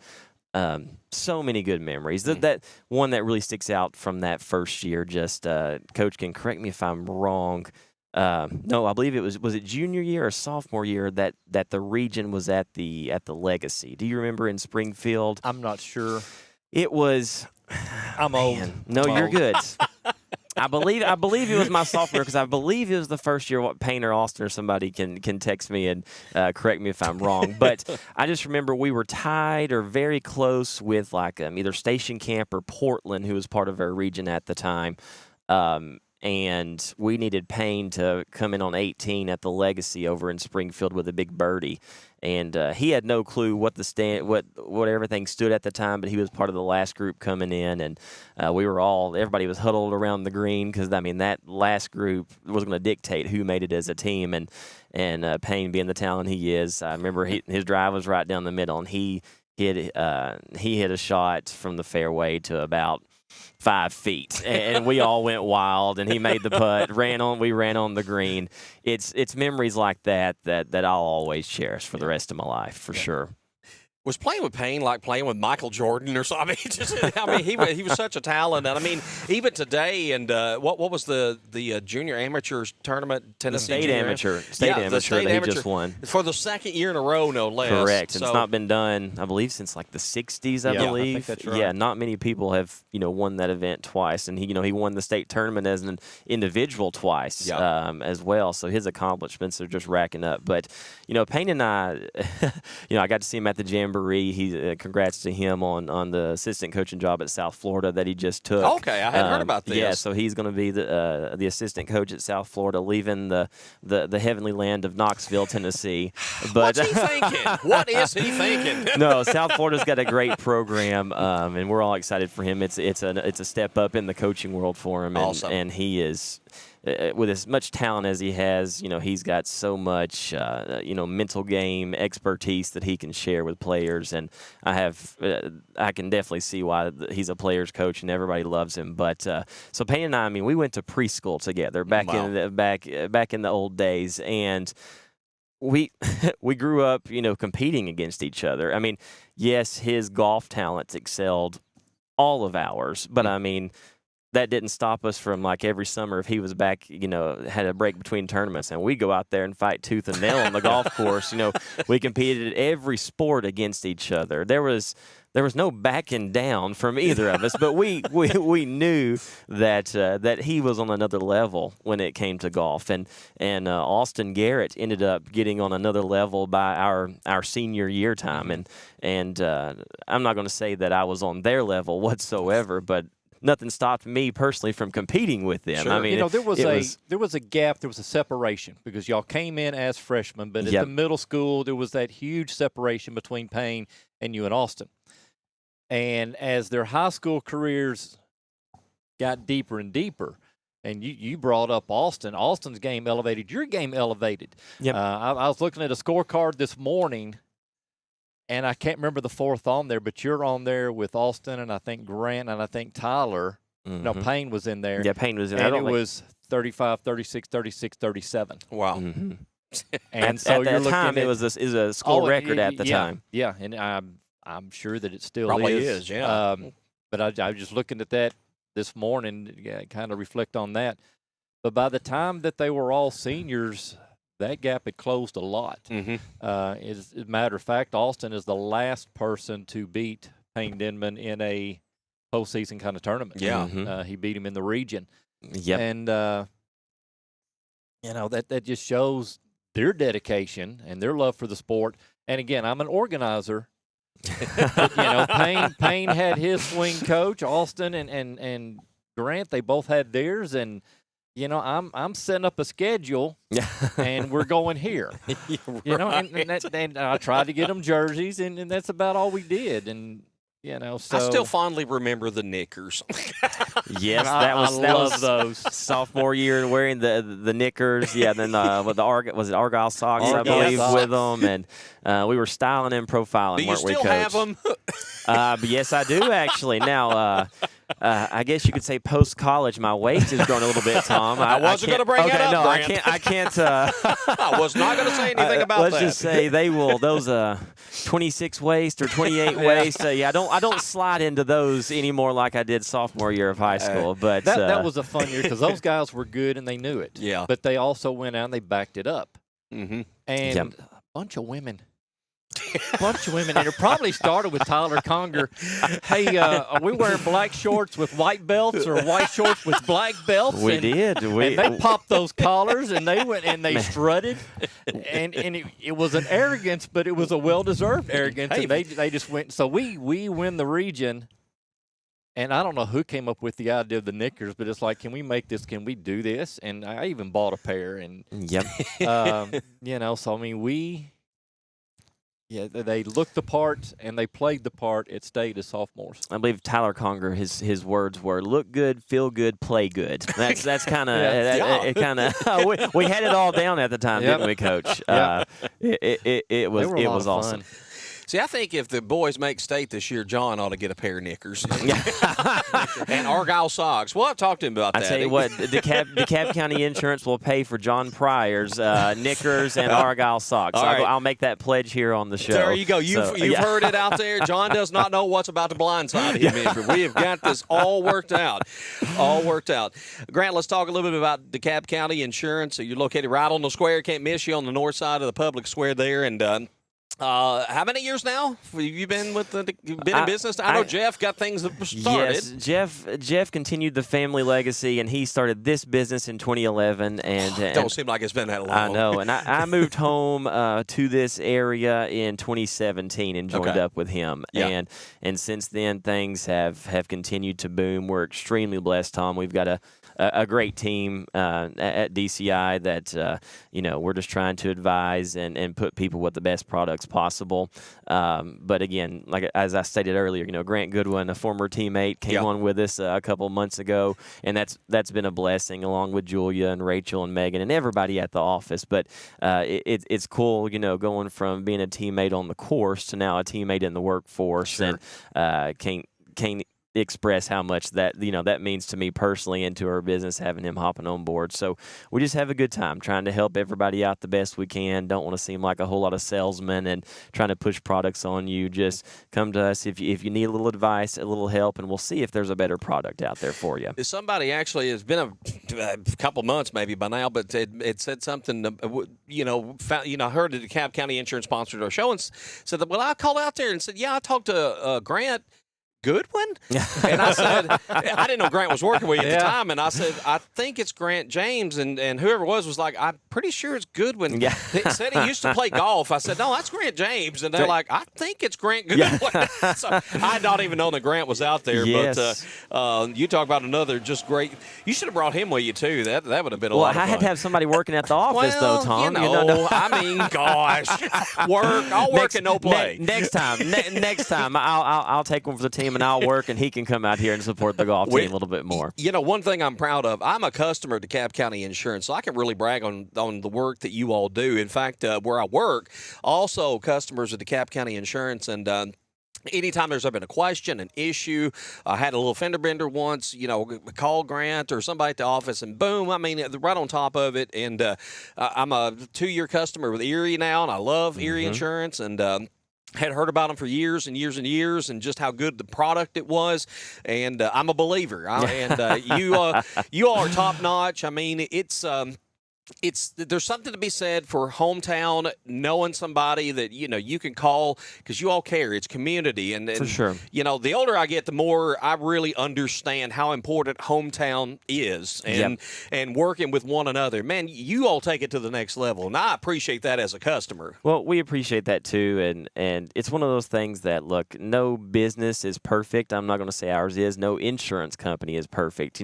We're here to help you along the way. Sure. Like, no matter what insurance company you're with in America, there's going to be some hurdles that happen along the way, whether it be billing. You can't get Tom Duggan's emails to come through to your email for some reason. We've had a little technical issue there. And Grant has me blocked because I email him all the time. So I tell people, call or text me, please. I don't know what's going on with but no. But it's just, we try to help and help people get through those hurdles. Absolutely. Whether it be billing or anything else that might come your way. There's going to be hurdles as anything in life. It's not going to be smooth the whole way, and we're just here to help and stand by your side. Absolutely. Grant transitioned my family with cars from A to B. Mm-hmm. And within 6 months of moving to B, Connor has tires on his truck that fall off. Oh, no. I hit a deer. Been there. My wife hits a mailbox or something. I don't know what it was. You got to watch those mailboxes. They'll run out in front of you. Yes, they do. Yeah. Within 6 months, I mean, we've got 3 claims, and I'm like, do we need to? Says no, because if they're going to cancel you by now, then it's not going to be worth. Lo and behold, B is still with us, and I'm sure it has a whole lot to do with Grant DCI. But that's a personal testimony. Man's good. Well, Man's good. Well, I mean, as you guys know, like you talked about, knowing someone who is your insurance agent, just when an emergency situation happens, both you guys have my cell phone number. I give my cell phone out to most customers, and obviously I know everybody, will respect family time to the most part. But, when an emergency happens at 7 or 8 o'clock at night that you really need to know something or just need some guidance real quick, whether it be for me to say, oh no, we'll just talk about that in the morning. Just call the police. It's just a small fender bender. Sure. You know, I'm there and I respond as soon as possible. Sometimes, you know, the load gets heavy sometimes with calls and text messages, and I try to get back as soon as possible. But you know, we're here. We don't want to seem like an 800 number call center or someone you can't reach after hours, because you know a lot of claims don't just happen at 8 to 5 during the day. You know, so we're just here behind the scenes. Deer will run out in front of you at 2 o'clock in the morning. This was coming back from Cannon after an in-service, and it just, I don't know. Yeah. You know, I had somebody told a funny story once. Was talking about her dad hunted, said he'd sit in a tree all day long, you know, rub all this stuff all over and sit there and never see a deer. And said, but if you slow that bullet down to about 55 miles an hour and put some headlights on it, you probably get one every time. I believe that's the truth. A funny quick story, not related to Golf-a-thon, I'll tell real quick. So my son Harrison, he's big into T-ball now, and he plays in the Putnam County leagues. And you know, we were getting signed up for him to play over in Baxter, where we currently live. And the other day, you know, this guy comes up. He's like, "Do you know a Tommy Duggan?" And I'm like, I can't get away from this guy anywhere I go. So I had to text Tom, and he's like, "Yes, that's my cousin." Yeah.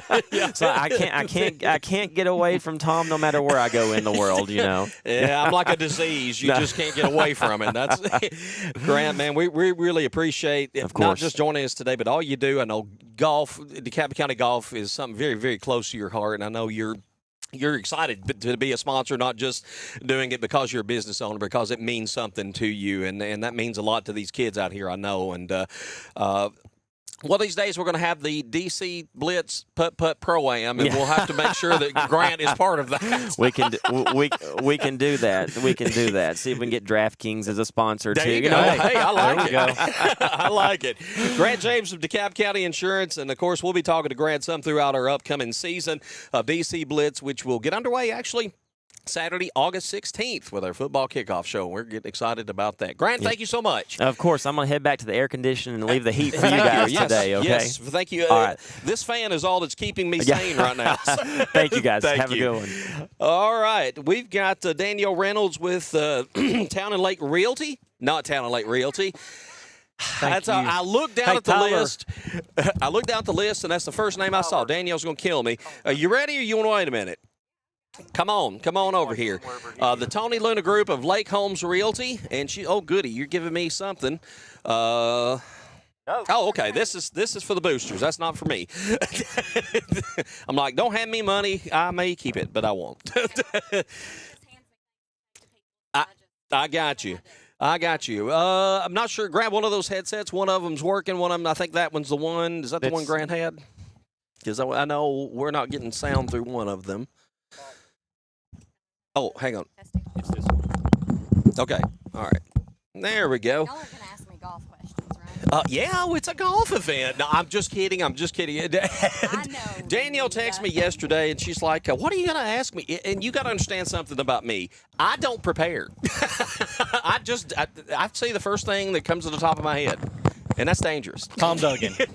I'm an over-preparer. You don't prepare. I don't. Since when? I mean, questions. I don't think about interviews. You know, I'm just like, boom, here you go. Now, I've always got notes, but I rarely know what I'm going to say. There you go. Yeah. You do some stage work. You've got that gift of gab. Saw you in a play here recently. I was in a play, yes. What was it? Mamma Mia. In McMinnville? In McMinnville, yeah, with Warren County Arts. Is that your first time you've done anything like that? First time. Was you nervous? Oh, my gosh. They thought I was going to pass out for the first performance. Of course, they're all theater people. They do this all the time. Yeah. I'm 40. It was my first performance. And my legs were shaking. My arms were shaking. I was just, like, jittering everywhere. And they were like, are you going to be okay? Are you going to be okay? And I was like, I think so, but I'm not sure. But then after that first performance, the next two just were a breeze. They were so much easier. It's fun. It's so much fun. I love theater. I do. I'd done some here when Josh Isaac was still around, and we did some of the plays that he had done. Oh, it was so much fun. I enjoyed it so I wish much. DeKalb still had some kind of theater program. Yeah, we need to find somebody who's got time to put into it, because I'd love to be part of productions, but there's a lot goes into it. There is a lot, yeah. Whole lot. Anyway, we're not here to talk about theater, even though I can and we will. But let's talk about Tony Luna. What have you done with him today?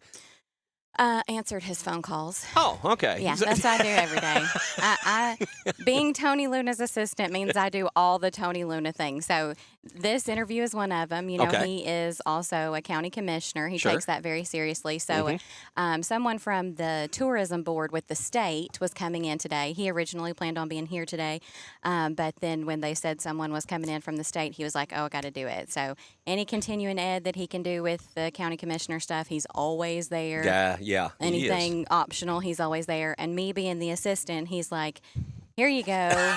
Go be on a golf radio show for 30 minutes. And I was like, okay, yay. So how much do you know about golf? Absolutely zero. I know there's something called a birdie, but I don't know what that means. All right, Coach, enlighten us about a birdie. All I know, 2 minutes. Grant James, 3 weeks. I mean, it's just. No, I don't claim to know a lot about golf either. Most of what I know, I learned from this guy back You when hit he a was. little white ball Yes. with a stick Yes. in a hole. Yeah. Oh, That's it. hey. That's all you need to know. I know how to do putt-putt. That's it. Is that, Yeah, you know, really I mean, there you go. There It's, you it's, go. Really it's, close. it's the same thing, just on a bigger scale, you know, Yeah. basically. Watch Happy Gilmore. It's all you need to know about golf. Is that an Adam Sandler movie? Yes, it will. Yeah. And there's a sequel coming. Oh, come on now. Happy Gilmore is a classic. I can't wait for the second one coming out later this month. Anyway, let's talk about Lake Holmes Realty. How long have you been at Lake Holmes now? So I've been at Lake Holmes for 3 years. Okay. I worked for Dr. Duke, who was a dentist here in town for 14 years before he retired. Mm-hmm. And I stayed at home for a year. And then Tony said, you know, I've always wanted an assistant. I haven't had one for a long, long time. And how would you feel about coming to work for me part-time? And I said, okay. So part-time for real estate is not like, you know, 8 in the morning until noon. Sure. It's if you get a text at 10:30 at night, I need you to answer that and then get up and show property at 7 tomorrow morning. Oh, and then wow. you'll have a break for lunch in there Right. somewhere too. Yeah. So I have been just with him in the company for 3 years, but I really like Lake Holmes. We do an agent summit. We're actually doing that next month, no, September. Okay. And we go down to Alabama and meet with hundreds of Lake Holmes agents. We're on lakes all over the country. Wow. And we get to kind of get their feedback. And what's really been cool lately is with Tony, he's kind of, I mean, hopefully he's not listening, not paying attention, but he's kind of a big wig, you know, in Lake Holmes itself too. Don't make his head blow I up know, any bigger right? than it He wouldn't be able to fit it in this tent. But a lot of people take their direction on real estate kind of off of what he does and Sure. what we do. The Yeah. social media aspect is huge. We were talking this morning. We're actually going to create some content today. So everything is content related. You know, Right. Tony's 55 and I'm 40. And who would have thought that we'd be out here creating content for real estate every day? But Sure. it really makes a huge difference for our clients and gets our name out there, the company name out there. And we like to make funny videos. And people in our company are kind of following suit, you know, Sure. instead of just the stiff, this is your 3-bedroom, 2-bath home, you know, the Vanna White thing about Right. it. We actually goof off and Personality sales. make mistakes. And actually, the first video that I did with him, I said I was from the wrong realty company as well. I was so nervous. And he liked to, like, what he would do is he would say, okay, we're going to film this house that I've got listed. And you just pull open the door and kind of stand behind the door, and I'll go in and talk about the house or whatever. So that's what I would do. I would hide and like squat down and pull open doors and shut them back. And then I'd crawl around to the next room and open the door and stuff. And then what he would do is he would find me and turn the camera on me and be like, hey, Danielle. And my hair would be sticking up and I'd have a clipboard under my arm. And he said, tell him who you work for. And before I could even form a thought, Right. I said, Center Hill Realty. Great job. And we were on live. We were live. And he goes, oh, my God. I was like, I'm so sorry. Just don't. And then it was just a thing. It was a thing. Well, knowing Tony, though, he turned it totally around and just made a joke out of Well, it. he told me I was fired right there on Oh, live okay, video, well, then, but yeah. he didn't. Thank goodness. Thank goodness. What do you enjoy most about real estate and interacting with customers? You know, we have such a gorgeous area here. I mean, and I know Tony has been doing this, I guess, 30 years maybe. Almost. And it knows more about Center Hill Lake than anybody I know. Absolutely. And it's just a great area, and a lot of people are moving in, I know. But what are some things that you really enjoy about it? I really like the flexibility. Like being a realtor, I do get a lot of flexibility of time, but also I get to spend a lot of time on our lake. So I've got some family from Texas, and they came in a few years ago, and they were just amazed that we live somewhere with this topography and the lake and how beautiful it is, which we take for granted because we're here every day. We see the lake every day. But I have seen listings all over the lake. It's hilarious because I'm completely directionally challenged. I relate. Tony will say east to me, and I'm like, you might as well be speaking Chinese. I don't know what that means. I can't read where the sun is in the sky. But we can be anywhere on the lake at a listing in a home. And he can say, now over across that way is this subdivision. And I'm like, I don't even know where we are. Right. But, I mean, this part of the lake is beautiful. And then next week we'll have a listing on another side. And this is beautiful. But he knows every little curve of the lake, all of the beautiful places, the fishing holes, all the things. So he does. It's really nice. Spending a day on the lake with Tony Luna is an adventure because he does. He knows every nook and cranny of it for sure. But the real estate market is so crowded in terms of companies, realtors. How do you set yourself apart at Lake Homes Realty? What do you feel like you all offer that stands above what? And I know everybody's good and they specialize in whatever. What do you feel like y'all really excel at? Right. So our company specializes in lake homes. So it really is a different market than just your average residential real estate. Right. A lot of times this is going to be a secondary market, a secondary home for people. So we're not as limited by the current interest rates and what's going on economically as much as just residential real estate is. So our company focuses on that lake aspect. Our website gets millions of views every week. Awesome. Different states. A lot of our buyers for here in DeKalb are from out of state. You know, they're looking for that beautiful lake home, somewhere to go and spend the weekends all summer. Sure. And then obviously, just like we said, having Tony as the man. I mean, Tony is the agent of Center Hill Lake. He really is. Yep. So absolutely. Tony sold my house a few years ago. I decided to sell. Could kick myself now. But anyway, the funniest story, Tony is at the house. He's taking pictures. I was at work, and he told me he was literally putting a sign in my yard, and a guy stopped by and ended up buying the house. Absolutely. All you got to do is see Tony, and they'll buy the properties. Well, and a lot of his clients they've been with him for 10 or 15 years. Yeah. They'll buy a lake home. They'll change their mind in a couple years, sell it. Then they'll inevitably come back. Yeah. And and he just has contacts everywhere. He's one of those men who knows everyone. He is fully immersed in the community. If you need somebody to wash your dog, wash your car, wash your house, I mean, he just knows everyone, and he's so plugged into the community that really helps him be able to be knowledgeable with our out-of-town, out-of-state buyers. I was sitting there thinking, she said, wash your dog. I'm like, I just had a visual. Tony washing my dog. Well, Tony has like 50 dogs of his own. Yeah, he really does. Danielle, give us some contact information. The website, obviously, it's very popular. People want to check out Lake Homes Realty. What can they do? They can go to lakehomes.com. It's super simple, just lakehomes.com. Okay. Anybody who wants to get in touch with Tony, he's very easily accessible. His phone number's everywhere. It's 615-210-9522.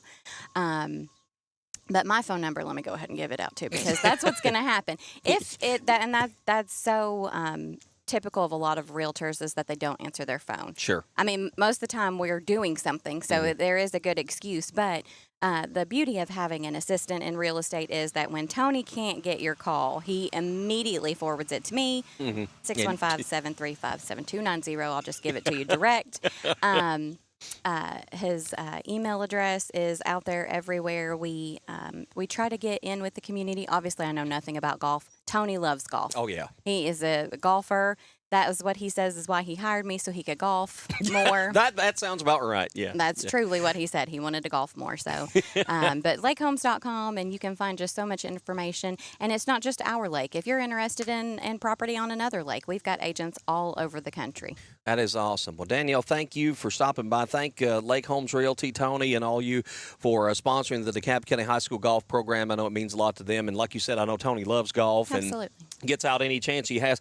And I know he loves to golf, but I know his time is also limited because he is a busy guy in all seriousness. But thank you so much for stopping by. See, we didn't talk a lot of golf. I mean, we can, but... What does a birdie mean? What is that? If it would normally take, if it's a, 4 strokes, 4 times of hitting the ball to get it in the hole. If 4 is what they call par. Yep. I got that. Birdie is 1 less than that. There so you it go. only took you 3. Yep. Oh, great. An eagle, it took you 2 less. Yep. Okay, birdie and eagle. So when I go play birds are putt-putt good. on fall break vacation, I'm going to be like, look, I hit a birdie. See, if I hit a birdie, it's because I hit up in the tree. He literally hit a bird. I literally hit a bird. Maybe a squirrely. Yeah, that's the extent of my golf game. But anyway, Danielle, thanks so much. We Thank you appreciate so you coming much. by. All right, let's see. What else we got going on here? We have Coach? Scott. Scott Goodwin is here, and from First Bank, and we'll get him over here in just a moment to talk with us as we're being joined for some of our sponsors. Again, the second annual Thank you. Thank Tony. DeKalb County Golf Booster Club Golf-a-thon today. How are you? And if he's got Goodwin on the name, we know we got a great golf conversation coming up here. So let's which one? I think it's that.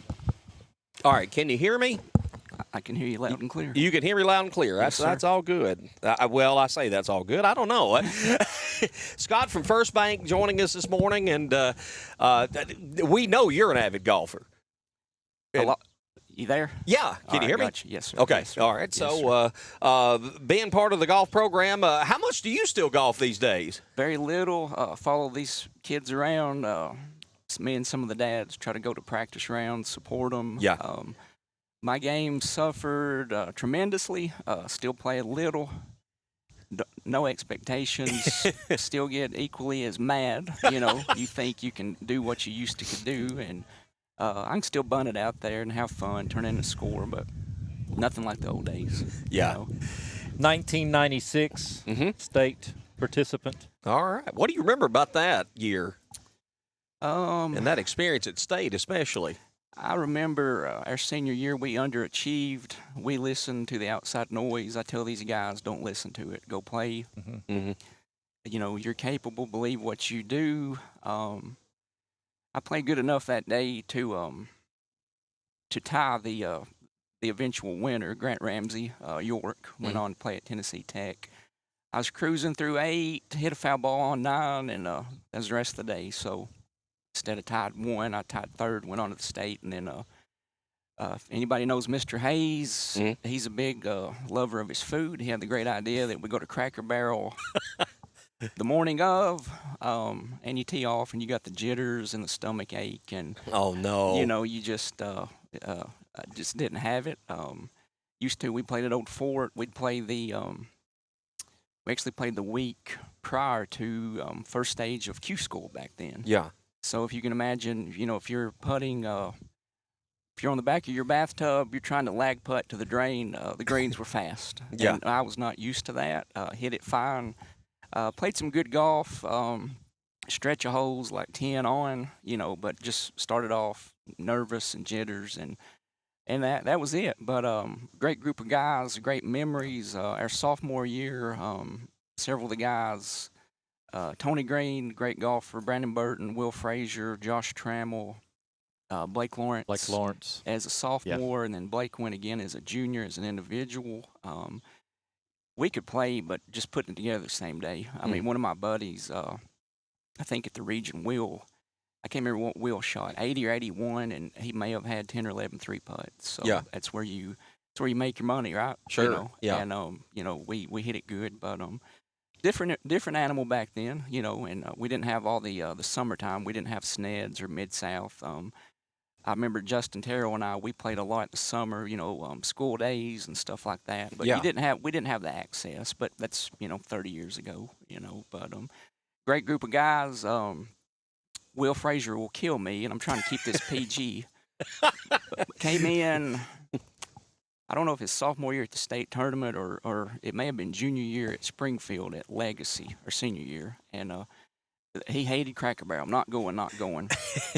I said, okay, he's going back to the room. And I'm first one back. I walk in the room, and he's got one of the chairs around the tables up on the bed, and he had made a gesture with a can of shaving cream.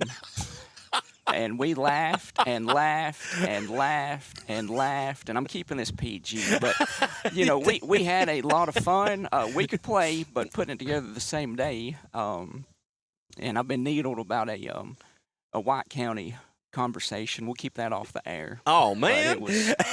It was fun. We're going to have to get a commercial break. Yes, yes. We had some pre-round festivities, and then we went out, teed it up, and pegged it, and, you know, we could play. But some of the greatest teams I remember under Coach Vance, you know, Payne and Grant James, Grant Goodwin, Austin Garrett, Tyler Conger, those guys can play. And, you know, my wife recently, she read me a quote from Payne. You know, he just won, and Payne's awesome. He's a great friend. But what I try to tell Coop, and I tell these kids, he said, pressure is a privilege, right? Mm-hmm. You get to tee it up. You're not sick. You're healthy. And at any level, right, sports, I don't care if it's Little League or at the highest level. I mean, you want to be the guy to tee it up. Yeah. You know, I mean, you don't want somebody else to take the shot. You know, the guys, you want to be the guy to hit the shot. That's right? it, yeah.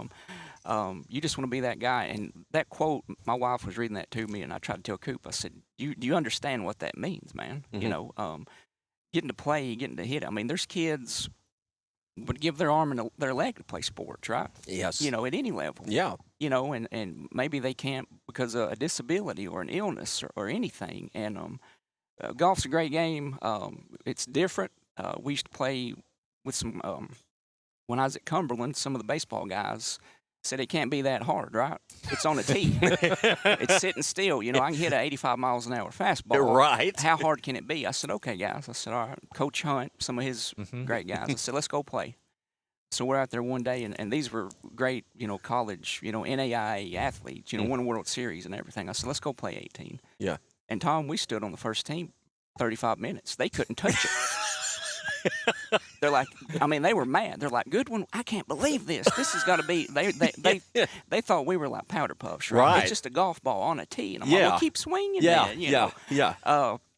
Great game. You know, you learn a lot about life. Mm-hmm. You learn a lot about yourself, and you meet so many good people. I mean, relationships that stand the test of time. You know, Cooper and I, we were at Heatherhurst Sunday afternoon. And I ran into a few friends. I had not seen them probably 25 or 30 years, but they remembered me. Mm-hmm. And they're like, this is your son? And I'm like, yeah, it's been a minute or two. But we used to go up there, play and practice, beat balls, you know, until we couldn't. Sure. You know, until it was dark. But I love golf. You know, you learn a lot about life. You made a lot of relationships and, you know, people in life. You know, a lot of these kids, you know, they'll go on and they're going to do something else with their life, right? You know, and you may meet a relationship. You may get a job opportunity. Mm-hmm. You know, you may, you know, a friend of a friend or a reference. Right. You know, it's just it's good. And you know, if these kids can communicate, keep a good head on their shoulder, the future's right in front of them. You know, Yeah. as far as that goes. What are some things that maybe over the years since your playing days that, you know, you've thought of and that you're trying to pass on to Cooper, especially, you know, teaching him, because you've had the experience of playing high school golf, to have played at the state level, maybe some things that you really try to emphasize to him? Well, I wish back then we had Ted Lasso, right? Yeah. He says, be a goatfish. Mm-hmm. You know, I used to be the world's worst, and Cooper gets it honest. You hit a bad shot, you hang on to it. I said, forget it. Go to the next one. Yep. You know, the next opportunity. And I want him to be calm, have fun, and relax. It's high school golf. Yeah. Have fun and let it fly. I mean, he's put in the work, the time, lessons, the equipment. Usually his putter gives him fits. He'll hit it good tee to green. Yeah. And it's just the putter, right? And that's the difference in scoring. You know, you can hit it 270, but you keep missing 3-foot putts. You know, it adds up pretty quick. But Yeah. I just want him to have fun. He's a great kid. Even if he is mine, you know, he's got a good heart. He's an old soul. But all the kids, have fun. This is the time of your life. Yes. Forget the pressure.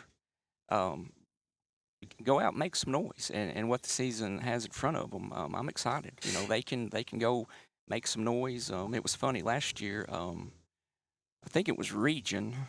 All the big schools went out, and they thought, well, we'll put Little DeKalb County last or later. You know, we were the bottom feeders to these guys. Sure. And we played with them, and Cookeville ended up winning, and you know, we lapped all these other big schools, and I'm like, yeah, tell them kind of what Little DeKalb County is about. You know? Yeah. You know, we get looked down on, you know, kind of like the redheaded stepchild, but all the sports. I tell anybody in any sports, and that's what I love, especially with the newspaper WJLE. And to expand on that, what you guys do, all the DeKalb County athletics at all levels. I mean, this is fun. Your Saturday morning roundtables. I mean, it's enjoyable. I mean, Thank you. No matter the sport, it's just fun. It gives more exposure. It's just I don't know. I'm partial to DeKalb County athletics. Whatever sport it is, I'm pulling for them, cheering for them, and hopefully backing them through and through.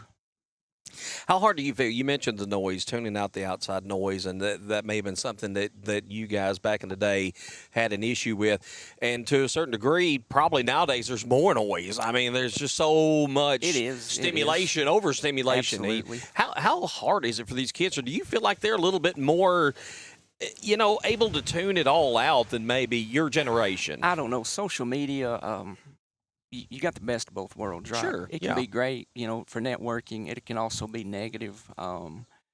We just recently watched the F1 movie, Brad Pitt, and he's talking to this young and up-and-coming driver, and the guy's worried about likes and posts and Facebook and Instagram and Twitter, and he's like, forget it. It's noise. Yeah. Forget it. You're trained. You have a craft. You have an ability. And like I tell the team here, you've put in the work. You've put in the time. Got the equipment. Got to believe. Just go play golf and do it. Yeah. Let your game speak for yourself. All this other stuff, it's just noise. Right. Don't worry about it. Go do it. Yeah. Basically, before a district or region tournament with those guys, and like I said, organizer. But it was last little minute before we disperse and they go and do the thing that says, you know, we've waited all season. The season was the grind for us. Yes. Yeah. Yes. You know, this is the part that they look forward to playing because it meant and it mattered. Yeah. And it's like, guys, this is what we're built for. You know who you are. Everybody knows who you are. Go out there and do your thing. Yeah. And just be done with it. You've prepared. And They put in the reps. Yeah. You put in the time. You got to believe.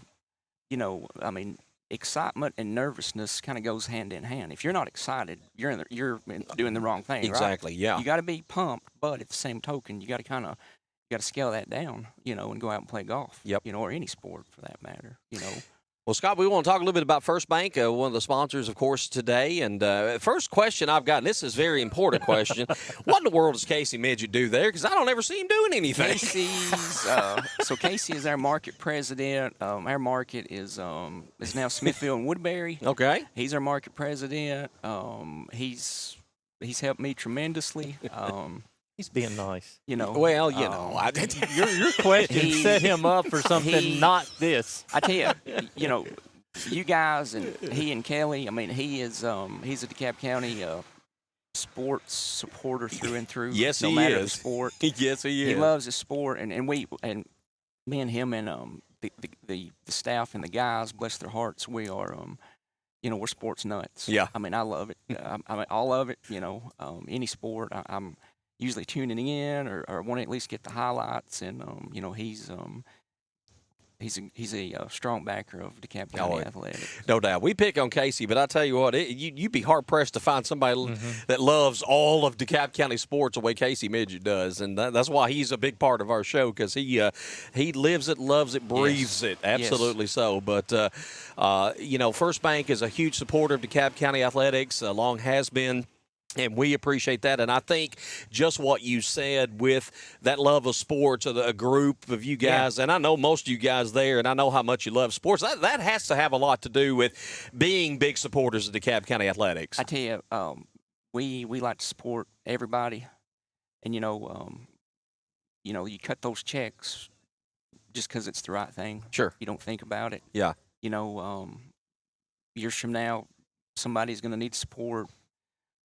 You know, my grandchildren, but maybe, you know, if we're here and they're doing something, and just the community as a whole, all the sponsors, just the support, and tracking and monitoring. And I mean, this is my favorite time of year. Football is about to start rolling. Oh, right? yeah. You Yep. know, I mean, I love it. That, the golf season. Golf season's a little too short for me. I mean, it's over and done, and quick. It's quick. Mm-hmm. So, I mean, they gotta make their mark while they're here. But yeah, I mean, we try to support and back and love on all the sports. Yep. And because when we were in school, I mean, you had the big sports, right? Football, baseball, basketball, and now the kids have so many more opportunities. Golf, tennis, soccer, cross country, softball, volleyball, and it's just good. Everybody gets what I feel like is a fair amount of coverage. And you said something earlier about back in the day, the principal would get aggravated taking a day out of school to play golf. Do we not forget the fact that there are athletic scholarships out there? And when you talk about all the options that we have now, Yes. this is giving more students an opportunity to go. Even if they're not going to go pro, and we don't expect a lot of them are going to, they can get an education paid for through athletics. And I think that's a huge deal. And Absolutely. I love seeing all the sports that we have and how much we've grown in just, say, the last 20, 25 years in particular. So, Well, Scott, thank you for stopping by today. We appreciate it so much. Thanks to First Bank for being a sponsor of today's event. I know you'll be out at just about every match that you can make this year, and we're going to be pulling for the golf team, as you will as well. And just thank you so much for being here and joining us today. I appreciate everything you guys do. It's kind of a breath of fresh air. Thank you. From the sports community, and it does not go unnoticed. Thank you. Thank we you, appreciate sir. that. Thank you so much. Scott Goodwin with First Bank joining us here at the DeKalb County High School Golf-a-thon as we got about 35 more minutes left to go here today. And I don't know if we've gotten any messages with some pledges, but certainly we will take pledges and pass those along to the Booster Club. You can contact the Booster Club by telephone, 615-474-7184. If you'd like to make a donation, every dollar goes toward the DeKalb County High School Golf Program and just helping them in all their endeavors. As we talked about at the start of our broadcast a couple hours ago, this is not a big revenue sport. They do not charge admission to come watch their matches. It's not like football where you've got maybe 1,000 people or more there on a Friday night. It's come out and support these kids, enjoy a day on the golf course, and but it takes money, just like any other sport. Revenue is involved, and for these kids to have nice things and to be able to compete at the highest level, Coach takes those dollars. It does. And one thing, it's been brought up that you really don't see with other sports is if you qualify for the state and it's in Sevierville. Yeah. And you're not going to get up that early in the morning to drive. I mean, you got your hotel expenses that go in with this, and then I like to provide a meal a day for mine. We weren't doing the whole thing, but after it was done that first night, we're going to go eat. Sure. We're going to go eat after the first, after our practice round. But and I tried to, with the money that we had raised as a team, put it back in for that. And it's just some expenses that you really don't see with other sports. I know other sports, we got to pay for referees. You don't have to do that. But we don't have the revenue of charging a gate either. Exactly. And that's why golf is one of those smaller sports that, volleyball charges a gate. Yeah. Golf doesn't charge a gate. So that's why we're here, and we need you to help a lot. Help these kids out. And again, something I touched on, I want to go back again to talk about, the opportunities to play on the collegiate level. And again, I like seeing more sports. Volleyball just added last year, as you mentioned. We've seen such a huge growth in soccer over the last 20 years with Coach K and Coach Noakes and how they've built the rec leagues and grown that sport big time. We've always had football, basketball, baseball, but even softball since the mid-'80s. But we're seeing cross country really taking off. Track and field, we've been partnering with Warren County, and kids are getting scholarships. Coach, I think that's just one thing that sometimes doesn't get talked about enough. Yeah, they're out playing games and it's extracurricular and all that. There's scholarship money attached to these sports as well, and for these kids that excel, they have a chance. Maybe they're not excellent in the classroom, but they are excellent on the field or on the court, and they have an opportunity to further that education and get further in life. I do get, because I am a teacher first. I was hired as a teacher before anything else, and I do get a lot of teachers in a high school, middle school are state tested. and they're concerned Sure. about what those scores are, and so they want those students in the classroom for that. Most of these golfers, I mean, we're talking about a sport of etiquette and character, and we're building character. They're going to do their homework. Yeah. You know, they're going to be prepared, and they're going to do well on your test. If they can endure 18 holes on a golf course when it's 100 degrees and 105 humidity, they're going to take care of your class as well. And, you know, golf is one of those sports that from time to time, yes, we're going to have to miss some school to play in this tournament. We're not just I'm not doing it because it is fun. Mm-hmm. Yeah. I don't have school. Sure. But I've got that DCHS on the front of my shirt. Yeah. And I'm representing DeKalb County, and y'all are all about, you know, the success that we have at the state. And so just get on board, bite the bullet, and just let them go and compete. You know, you kind of hit on it there a little bit, too. And if you go back over the years, a lot of your best students in the classroom are your student athletes. I mean, you look at the collective GPAs of a lot of your athletic programs, you know, they're exceptional. And I'm talking about DeKalb County. I mean, I can isolate that because we see the scores. But a lot of your student athletes, you know, they're some of your better students in the classroom as well anyway. When I was a grad student in MTSU, I actually did a study, and I wasn't supposed to take it this far. I thought I was, so I did. Overachiever. Yeah. So I went back to the schools where I'd done my student teaching and where I had went to school, and I did a survey of all their athletes and, you know, their whatever. And it's like, what are you going to do after school if you just go home and you're not practicing? Yeah. What are you going to do with those 3 hours from 3 to 6? Yeah. And they're watching TV, and back then it wasn't the texting and all that stuff that we get today, but they other things. No, I'm not studying. I won't study until after I eat dinner. And so there wasn't that. Students weren't going and home right after school and doing their studying. Yeah, That wasn't going to happen. So they're not missing study time because they're competing and doing all this stuff outside of school. They'll take care of their business. Absolutely. Let's see. John, are you busy? All right, Coach Pryor's going to come back and join us. You may have to play, I think it's at... I dropped those others. Okay. The 94 golf team finished third in the state. So DeKalb's been as a boys team 3 times the state. They finished third. Every time out, you had Brandon Burton, Tony Green, Blake Lawrence, Josh Trammell, Scott Goodwin. You know, good group of golfers. All right. We've had some good golfers visiting with us today. And how's things going out here? Give us some updates. What's going on out there? Well, the long drive right now, I think Chloe Boyd has got it for the girls, and Jameson, last I checked, had it for the boys. Hayden Taylor, a little bit of a shocker. I think he had closest to the pin on 4 and 8. Wow. Okay. Our little left-handed magic there, lefty. Yeah. Okay. But I think they're having a good time. They're some of them taking a while to get the point. It's as many holes as you got. You got some that look like they're playing polo out there, and then there's some that are lining up their putts and taking 7 practice swings. But I think they've got it all figured out, and I keep like a moth to a flame. I'm drawn to the donuts and the pizza. Wait, there's donuts and pizza? What? We're at the wrong table here. Yeah, I had to do this a couple of times to make sure I didn't come over here with chocolate on my face.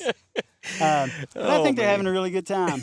So good. Well, that's what it's. You know, it's all about raising money, but it's good to see the kids out here having fun today. And you have any idea? I guess we may need to talk to Mariana to get an idea of money raised today. And of course, we're still pleading with people out there. If they want to make a donation, they can still do that. I mean, absolutely, you can do that any time during the year. I mean, money's always appreciated. Yeah. We don't ever say, no, we're good. You know what? John may not like asking for it. We'll ask on your behalf. And I know the boys are doing it, and they're doing a phenomenal job at the Booster Club. And thanks to all the sponsors today that have already stepped up and made donations. A lot of folks in the community, for sure. Oh, just, yeah. And just so humbled by it. Just it's so thankful. Just grateful. Oh, I'm sorry. I have the tally. And they're just yelling out numbers. They're yelling out numbers.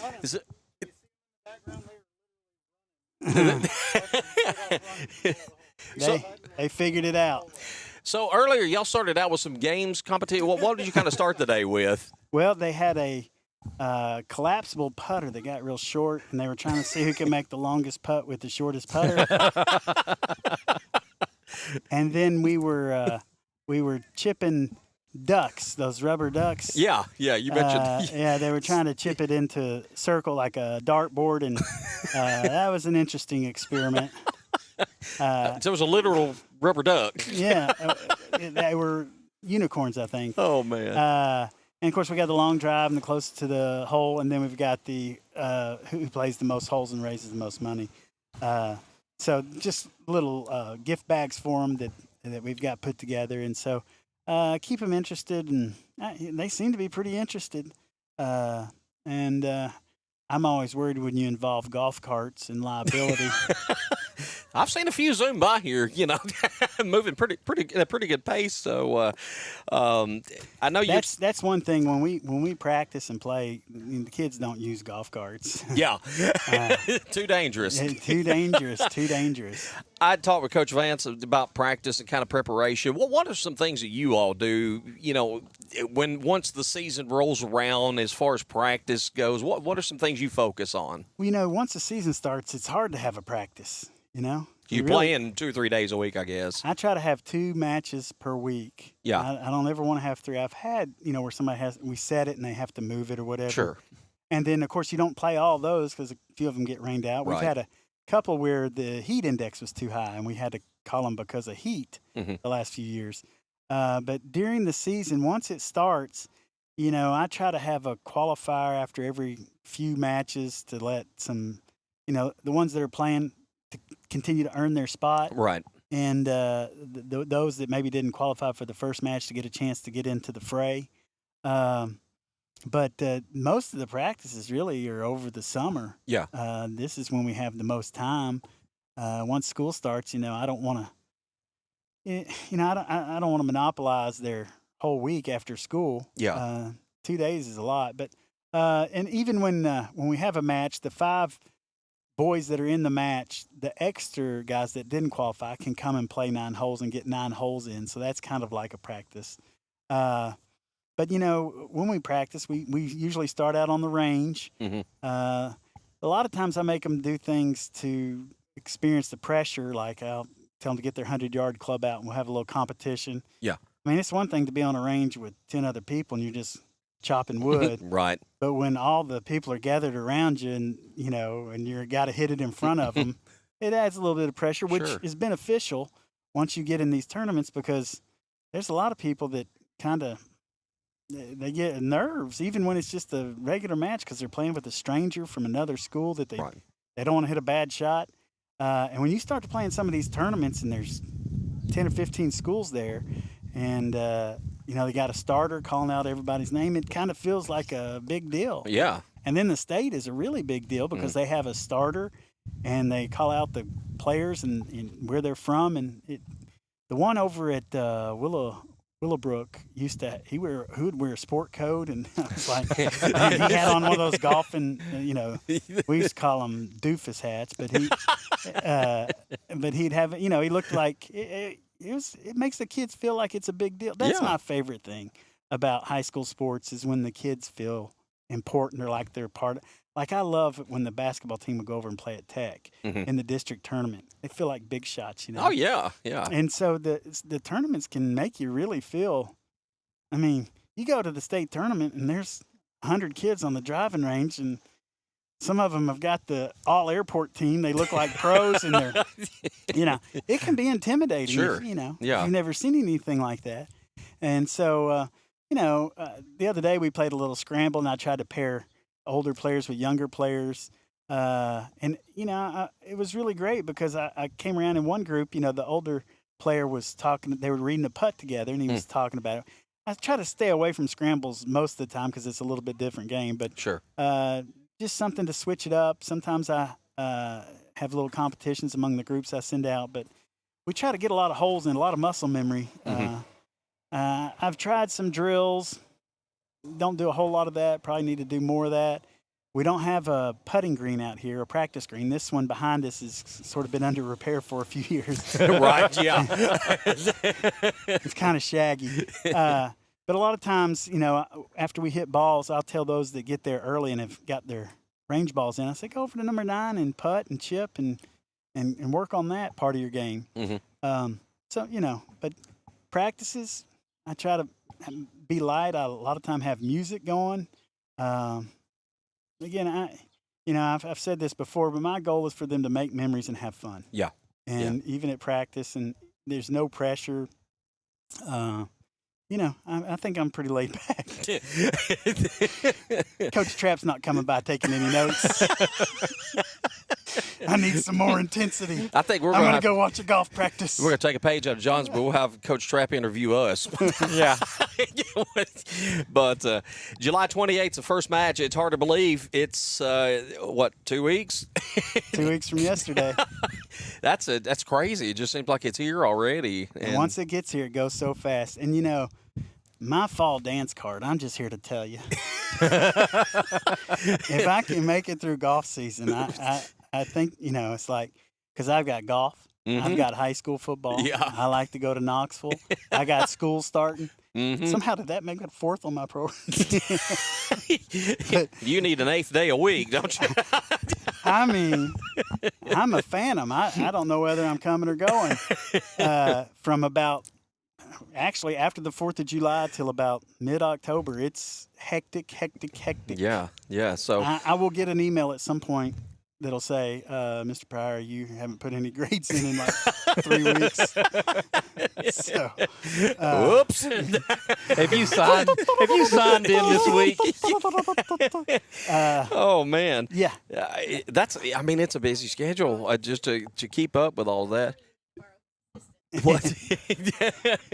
But it just it does go so fast. It always like when high school football rolls around, and I know the days that Chris and I worked together with DTC, we always looked forward to week 1. Week 1 got here, and then it was like blink, blink, week 11. It just goes by so fast. I think that means we're getting old. Yeah, I don't want to. Because when we were young, yeah, I know. School lasted forever. Yeah. School day felt like 3 days long now. What would be the equivalent of that now? It's just things go by so fast. And I know we're focusing a lot on golf today, but since you are the voice of the Tigers for WJLA Radio, let's dig in because football's going to be starting. I know they got off their 2-week dead period and got into some 7-on-7s. And I've talked to Coach Trapp, and Coach Trapp's always fired up and excited about his team, but I think he likes the team he's got coming in this year. Going to be some changes. Didn't lose a lot of seniors, but lost some key seniors. And starting at quarterback, of course, there'll be a new face there. But from what you know and have seen and kind of expect, what do you think about this upcoming Tiger football season? Well, they've got some really good skill players. Ryan Lyons and Cecil Ketchum and John Hendricks are a really talented trio. Yeah. And they got to break in this new quarterback, Jesse Fouch, who played a lot on defense last year, and he must be. He is a good athlete. Yeah. I've had this problem from the beginning when I see young players on the team that don't play much. Yeah. And I know they're going to get bigger and stronger, and I'm always like, oh no, what are we going to do? Alex Hayes, who's a dentist here in town, I remember. He did not play much when I first did it, and then his second year, he kind of filled the role for somebody. Yeah. And I was like, oh, what are we going to do at defensive back? And I went to a practice, and I'm like, well, there's more coming. He's coming, and he was great. Right, yeah. And so I got to wait till they reveal themselves. And sure. So I know we had a little problem with the offensive line last year, and if we could get I know we got some returners there, but if we could get the quarterback, because he's going to need some time because he's not going to be – I don't think he's as savvy as Jordan Parker was. I mean, sure. Jordan That's fantastic. Yeah. And so if they could give him a little time and give Cecil Ketchum a little room to run, Coach Trapp, he's an offensive guy. I think he'll figure it out. He's got some weapons. Yeah. And then on defense, Coach Shaw does a great job with those guys. I've seen some of his guys. I know he's excited about Wyatt Carter and Jared Hamilton and Hunter Buchanan been out here. And John Hendricks will be playing both ways. He's really a good ball player. Yeah. And so, I wait for it to reveal itself. Sure. I guess. I always come in with the highest of hopes, thinking, and we have put it together. So we had some great years. But I just love high school. I love high school football. Oh yeah. The snare drum and the concession stand and no transfer portal yet. And no Yet. Can't you? Isn't there a one-time transfer-free rule? If they passed it, Yes. they've finally I gone think through. they Okay. did. Yeah, Yes, I knew they it was probably going to. I didn't know if it had officially or not. But What in the world? I don't like it, but I guess it's the world we live in now. It's just that's for me, college football. All this portal stuff and the money, and not to say that I don't think these kids deserve something with all the money being made off of them, but it's turned into the NFL. I just rep your community. Yeah. Rep, There's no loyalty and there's no pride and in that anymore. There's all kinds of ways to think about that, Tom. I mean, think about like if you've been here and let's say you play linebacker and you're a junior and you're expecting to get a lot of playing time. And somebody transfers in here from Cannon County who didn't grow up here. Yeah. And they get that one-time transfer, and you're like, you got to sit the bench because he's a better ball player than you. Yeah.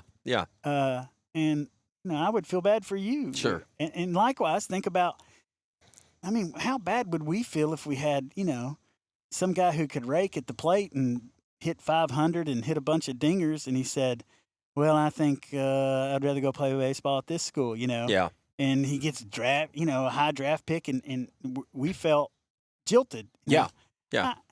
But then again, if you've got a kid that you think has a better chance of making a college scholarship or making some money, like these kids good enough to go to IMG, that's an interesting debate. Yeah. Because as a parent, you want to do what's best for your kid, and what kids. Kids? I think I saw a kid that got drafted the other night in Major League Baseball who went to IMG. He was from like Iowa. Yeah. He'd been at IMG since he was 15. Wow. I don't know. Yeah. I don't know. You can look at the pros, obviously, a lot of college. But I think for the typical fan, for a Tennessee fan like we are, and the whole Nico saga, and just, you see these players come in, they're gone, and I don't know. From my fan perspective, it's harder for me now to enjoy it. You can enjoy it to me on a game-to-game basis, but the days of following a team, the players coming back and all that, I think it's over. It's going to be a 1 year. College basketball has been for a while now, just one and done. I was fortunate to grow up in Knoxville, and I know some old UT football players like Tim Priest and Bobby Scott, and they put the uniform on for the university. Yeah. And a lot of them today put it on for themselves. Yeah. I get that. I mean, Nico, that whole saga, I think Nico's a pretty good kid. I think he just got some bad advice from his parents. Maybe his dad. Daddy's just a little too involved. I don't know. Yeah. I don't know, but it's like Nick Saban's wife said, what are we doing this for? Everybody wants to know what they're going to get. All the players' parents that she would deal with would be like, well, what's my son going to get? Well, what's my son going to get? Mm-hmm. But I don't know what I would do if I get a chance to play for Tennessee. Yeah. Not that that's even within the realm of possibility, but just that would mean everything to me. But that's a different generation. It is. I mean, we all grew up in the similar generation, and to me, growing up listening to John Ward and they run through the tee and all that, and just, I dreamed of being able to do something, and I knew it would never happen. But just if ever the opportunity that presented itself would have meant the world, that would have been so cool. But so I shot video for the football team, and they told us we had to go to our perch and stand in our perch. Yeah. Like an hour before the game or whatever, and I did that, and they were pretty. I was like, well, who wouldn't do that? Yeah. And they told me that the guy who had my job beforehand set his camera up, slipped down because he had a pat, and he ran out of the tee, and they couldn't get him on the walkie-talkie, and they went to his camera, and he comes up the stairs and he's huffing and puffing, and I said, that's not a bad idea. I mean, didn't Thunder Thornton pay like $1 million to run through the tee a few years ago? I think so, yeah. And I had a badge and everything where if I had left my post. But I guess I'm like Jack Nicholson in A Few Good Men. You want me on that wall. You need me on that wall. I would not leave my post. I had to worry about getting trampled by someone bigger and faster than I was. Yeah, for sure. Oh, man. Well, it's all of it's right around the corner. Or I know you guys don't want to think about school getting started, but it is not far away. And sports, actually, golf will get started before school even does. So that's right. With that, I want to talk about that I-24 tournament. We're familiar with the early bird, but is this a newer thing? Tell us a little details about that. I got an email from the Rockville coach inviting us, and didn't know it's pretty expensive. It's a 2-day tournament, and they got 24 teams. They're going to put 12 of them at Cedar Crest and 12 of them at Indian Hills on Thursday, and the winner, or whoever wins at the course, will get to play each other in match play at Old Fort on Friday. Okay. So there's a chance it's just a 1-day tournament for us. Yeah. There'll be individual medals. There's a lot of good schools in there. It seemed like Baylor was in there, and Rockville, and Macon County, Murfreesboro Central's in there. I think Macon County was in there. How are they going to get the kids off? You've got 12 teams, 18 holes. It's got to be a shotgun, I would guess. I don't know. I mean, you're still going to have to double up, aren't you? I'm not in charge. That's someone else's problem. We got 1A and 1B. We might have a 1C. We don't know yet. Let's see, 12 teams of 5, that's 60. That's not too bad. Yeah. And then 12 teams of girls, that's probably 36. 96, can you get 96 out there? For a whole, yeah, you can get 96 out there. Yeah, you can shotgun. Yeah, start at 9 a.m. Yeah, you can make it happen. But yeah, I wouldn't want to be in charge.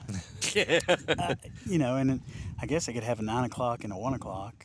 But I don't know. I believe it's all 9 o'clock. So I'm excited because we're seeing a lot of teams we don't see. Yeah. I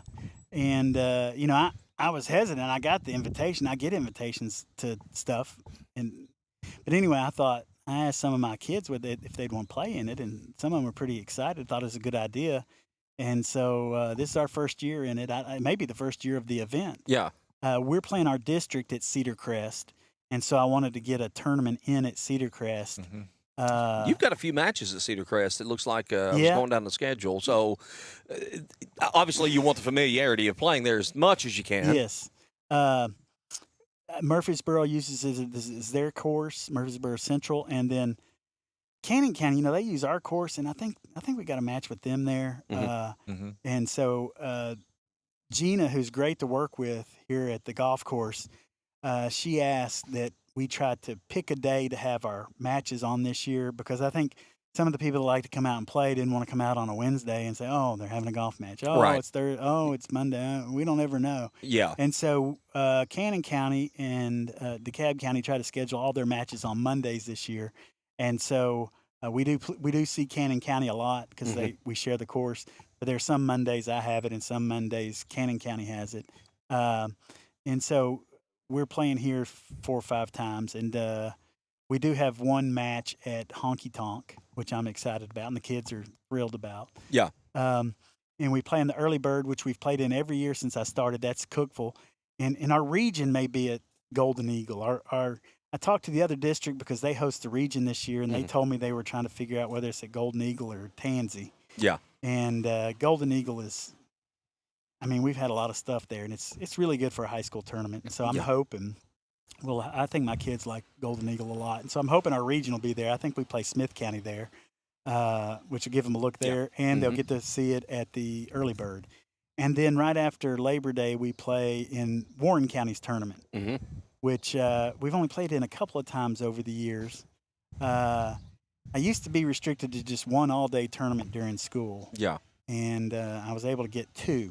And so this year we play in the Early Bird and the Warren County. Those are during school. The I-24 thing is before school starts, so the kids don't miss school. Okay.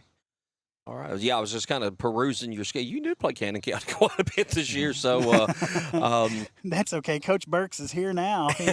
He's got a Cannon County practice schedule. We get along just fine, and we've played each other a lot over the years. I think one year before I really figured it out, I showed up for a match, and he had showed up for a match, and we had 4 teams here, and I was like, it looks like a 4-way match. So, but yeah, Coach Burks is great to work with, and just, you know, our kids kind of joke, like, are we playing Cannon County this week? Is the rivalry as intense in golf as it is No. in other? No, it is not.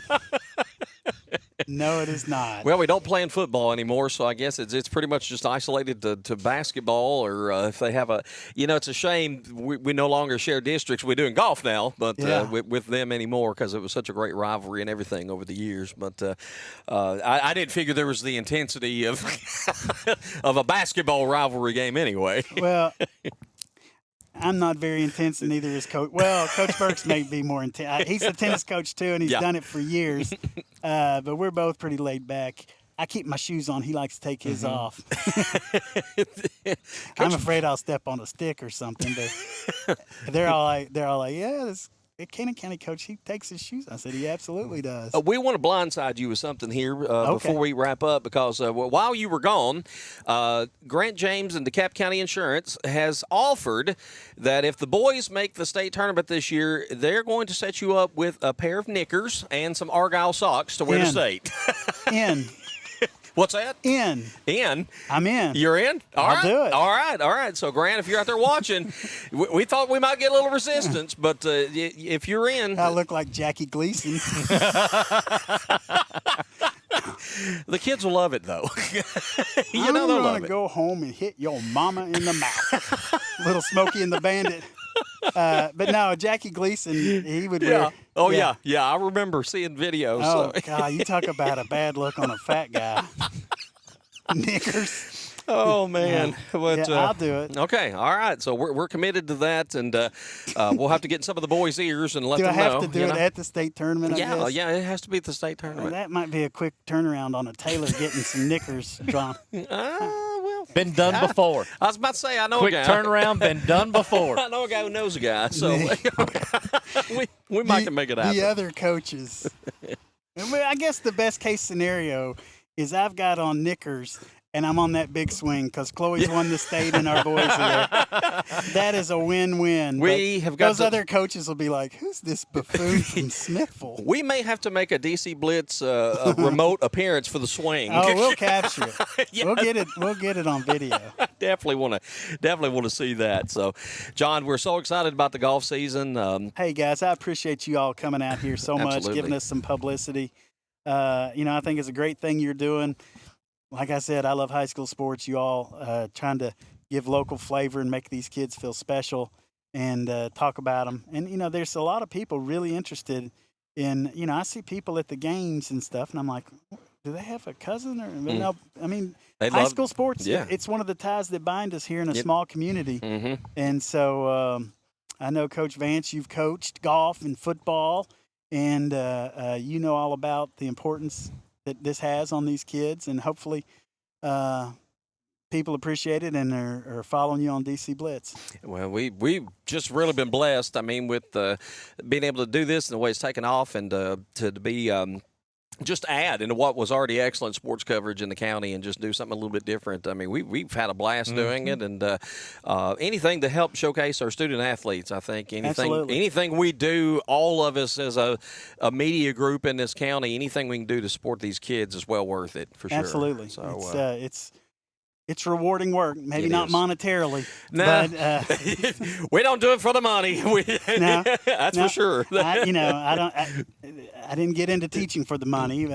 So, but there is definitely rewards, and I do appreciate everything. You all give a real professional slant to it all, and it's great. It's just fantastic. Well, thank you. And I was over here doing the duck chip off, and I could hear you over here just running through your ads, and I was like, you're a jewel, Tom Duncan. I'm just very loud. Very, very loud. But, well, let's see what we got. We got about 5 minutes here, and, we never got Marianne over here, and it looks like, I don't know what they're doing now. So once you're done, basically you're going to count up.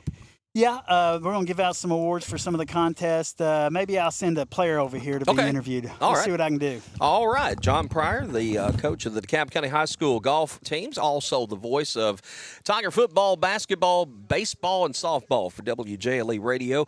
Been our guest, and it's been a fun day. Man, we've had fun. I knew we were going to, but Of course, went by a lot faster than I thought it was. Yeah. Once Kelly and Dan Boyd Miss put Dan our Boyd got our shade up, things got a lot better. Yeah. Fan still going? Fan is still going. Yeah, it is. I finally dried out. I thought I was going to have to go home and change. Do what? Okay, all right. They're going to come and talk about the Booster Club, and we'll wrap up our coverage with that when they get over here. And Free Blitz. Free Blitz. Free Blitz is coming up. I don't think we're going to be done in 5 minutes. Oh, no. And Free we're Blitz. never done on time. when we started last year, we started as a 1 hour show that never ended in 1 hour. Even on the cold day that we were outside doing baseball, we still went over an hour. So it just don't happen. All right. One of those headsets, you may not be able to hear us. I don't know. Hopefully that's mine. We'll hear you. You just may not hear us. Can you hear me now? Okay. Should be fine. Did I you pick up gotcha. that one? Oh, yeah, Hey, that there we one go. on the ground Okay, is the one can you hear? that's- Yeah. All right, good. Well, hey, we've got Marianne and Dan Boyd. I guess are y'all the co-presidents of the Booster, or he's the He's man? the president. Okay, he's the man. You're the boss. Bookkeeper. Yeah, well, yes. That is how yes, we run I am. things. Yes, Gotcha. absolutely. Okay. What brought about the idea to do a Booster Club A and the Golf-a-thon? Okay, so where the idea first started for the Booster Club, we were playing against other teams. We'd get out, we'd see them. They all had matching bags. Sure. Everybody looked sharp. And I talked to Coach. I said, we need matching bags. He's like, oh, no, we're not doing fundraising. Yeah. And he told me about the process that you have to go through the school to raise money. There's a lot of extra steps involved. Well, a lot of what the other teams do is they have a booster club. Right. And so I thought, well, I'll set up a booster club. Mhm. And so I start calling around for information. Well, like the football booster club was started in the 60s. The baseball one, same thing, 60 years old. Sure. Nobody knows who set it up. They've just always been there and always run. Yeah. And so we went through the process of dealing with the state, dealing with the IRS, setting up everything, getting everything in place. Right. And then when we started going out in the community and asking for donations, it was so well received. Yeah. We raised money. We got them bags last year. For the first time ever, the team had a parade float at the homecoming parade. Wow. We had a big banquet and catered in food. I mean, it was cool. It was neat. Yeah. 'Cause the golf team never gets that kind of attention. Sure. We don't raise a lot of money. We don't have concession sales. There's not a lot of community that shows up at the matches Yeah. because it's kind of hard to follow around. Sure. And so last year was a huge success. And, and about every week I'm like, I'm shutting it down. We're not doing this anymore. It's too much stress. And then a week later, she's talked me back into it, and she'll take over, and she's running around getting donations and Well, drags and of me course, back in. And this is in Chloe's season. Yeah, So we're right. playing tournaments every Yeah, week. yeah. And so that made it a we're little building difficult a house right this now, year. so- And we're building a house. So there's that too. Where do you people find all the time to do this stuff? I do good to go to work and maybe go to the gym twice a week. we cut out the gym. Oh, okay. I don't spend that much time at the gym. But, well, it's amazing what you all are doing. And what I really hope is that with like the other booster clubs, once Chloe's gone and you're out, that you can hand it down to somebody and keep this going because it's needed. Because as you point out, this is, and we've talked about it, this is not a revenue sport. This is not football. This is not basketball. Yeah. You really got to work to get money raised for these kids. It's amazing.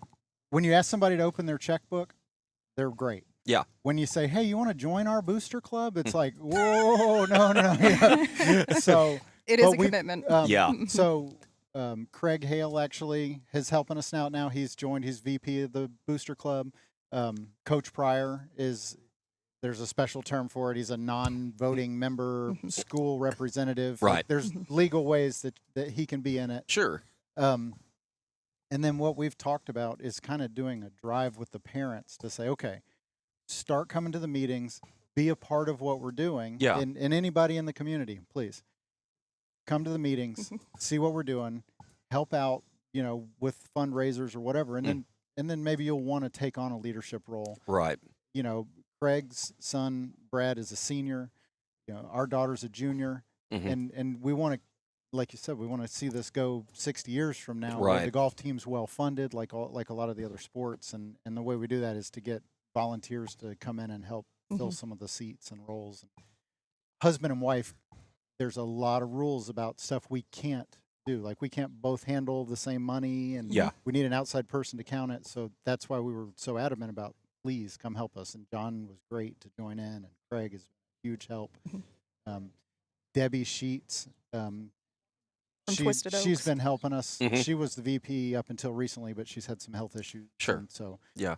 she stepped down. Luckily, Craig stepped in and filled her role, and he's doing a great job. And All right. great Now, year. listen, Great year. if you're out there watching and you just heard what all these folks do outside of golf, you can make time, okay? You can make time to be part of this if you love golf, love DeKalb County golf. If you're a former player out there, and Chris, we've talked to former players and know of a lot of former players that are active in the community, there's a role, there's a spot. Love to have 'em. The more, the merrier, and in fact, the more people you have, the less work there is to do, I'm sure. It is. We meet once a month for about 30 minutes, and we pick a cool place and sit down and have dinner. And, you know, where are we going to meet at next month? You know, so the meetings are super easy. We discuss fun stuff like this that we're putting on. Sure. And, you know, we'd love to have anybody's help that wants to come out. What are maybe some things in season that the Booster Club will do as part of, you know, helping the team along the way? Are there things that you do along the way, or you just kind of, this is the big fundraiser, and kind of walk us through that, I guess? We will have another fundraiser upcoming,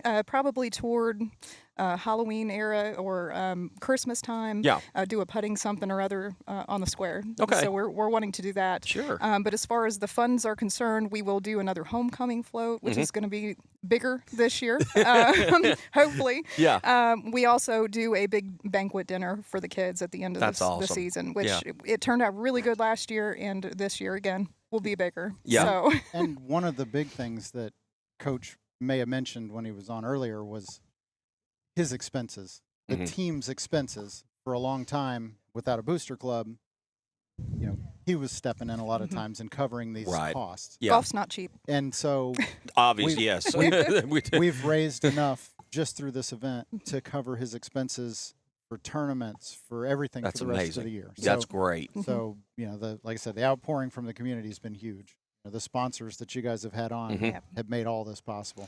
And I still want to emphasize, you can still make a donation. Even if you make a donation a week from now, you can still make a donation to the DeKalb County High School Booster Club, Golf Booster Club.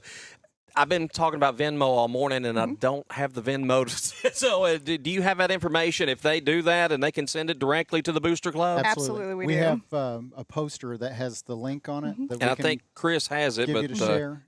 yeah. So I don't know the Yeah. name. It's DeKalb Golf Booster Club right. Okay. on Venmo, but I would let us send the actual link out. We will put we'll put that on our page That's one. a little later. I'll have Coach send that, and I'll get that uploaded to the Facebook Well, page. And Kelly sent it to that's it. Coach, and Ryan. Hand that over to Tom. Tom? Was It that? is It's 11 time. o'clock. It's 11 o'clock. Oh, I got Shut the 'em honors. down. Let's do it. All right, love it. That's my favorite part of the whole day. Just come out here and do that on a regular day. They Yeah. love it. That can gets really cold. I was like, I like that. Dan, Mariana, thank you all for all you're doing with the Booster Club. Not just you, I know the whole club in general, and all the work you're putting behind this. By the way, let me give this to you because thank you. one of the sponsors brought that a little while ago.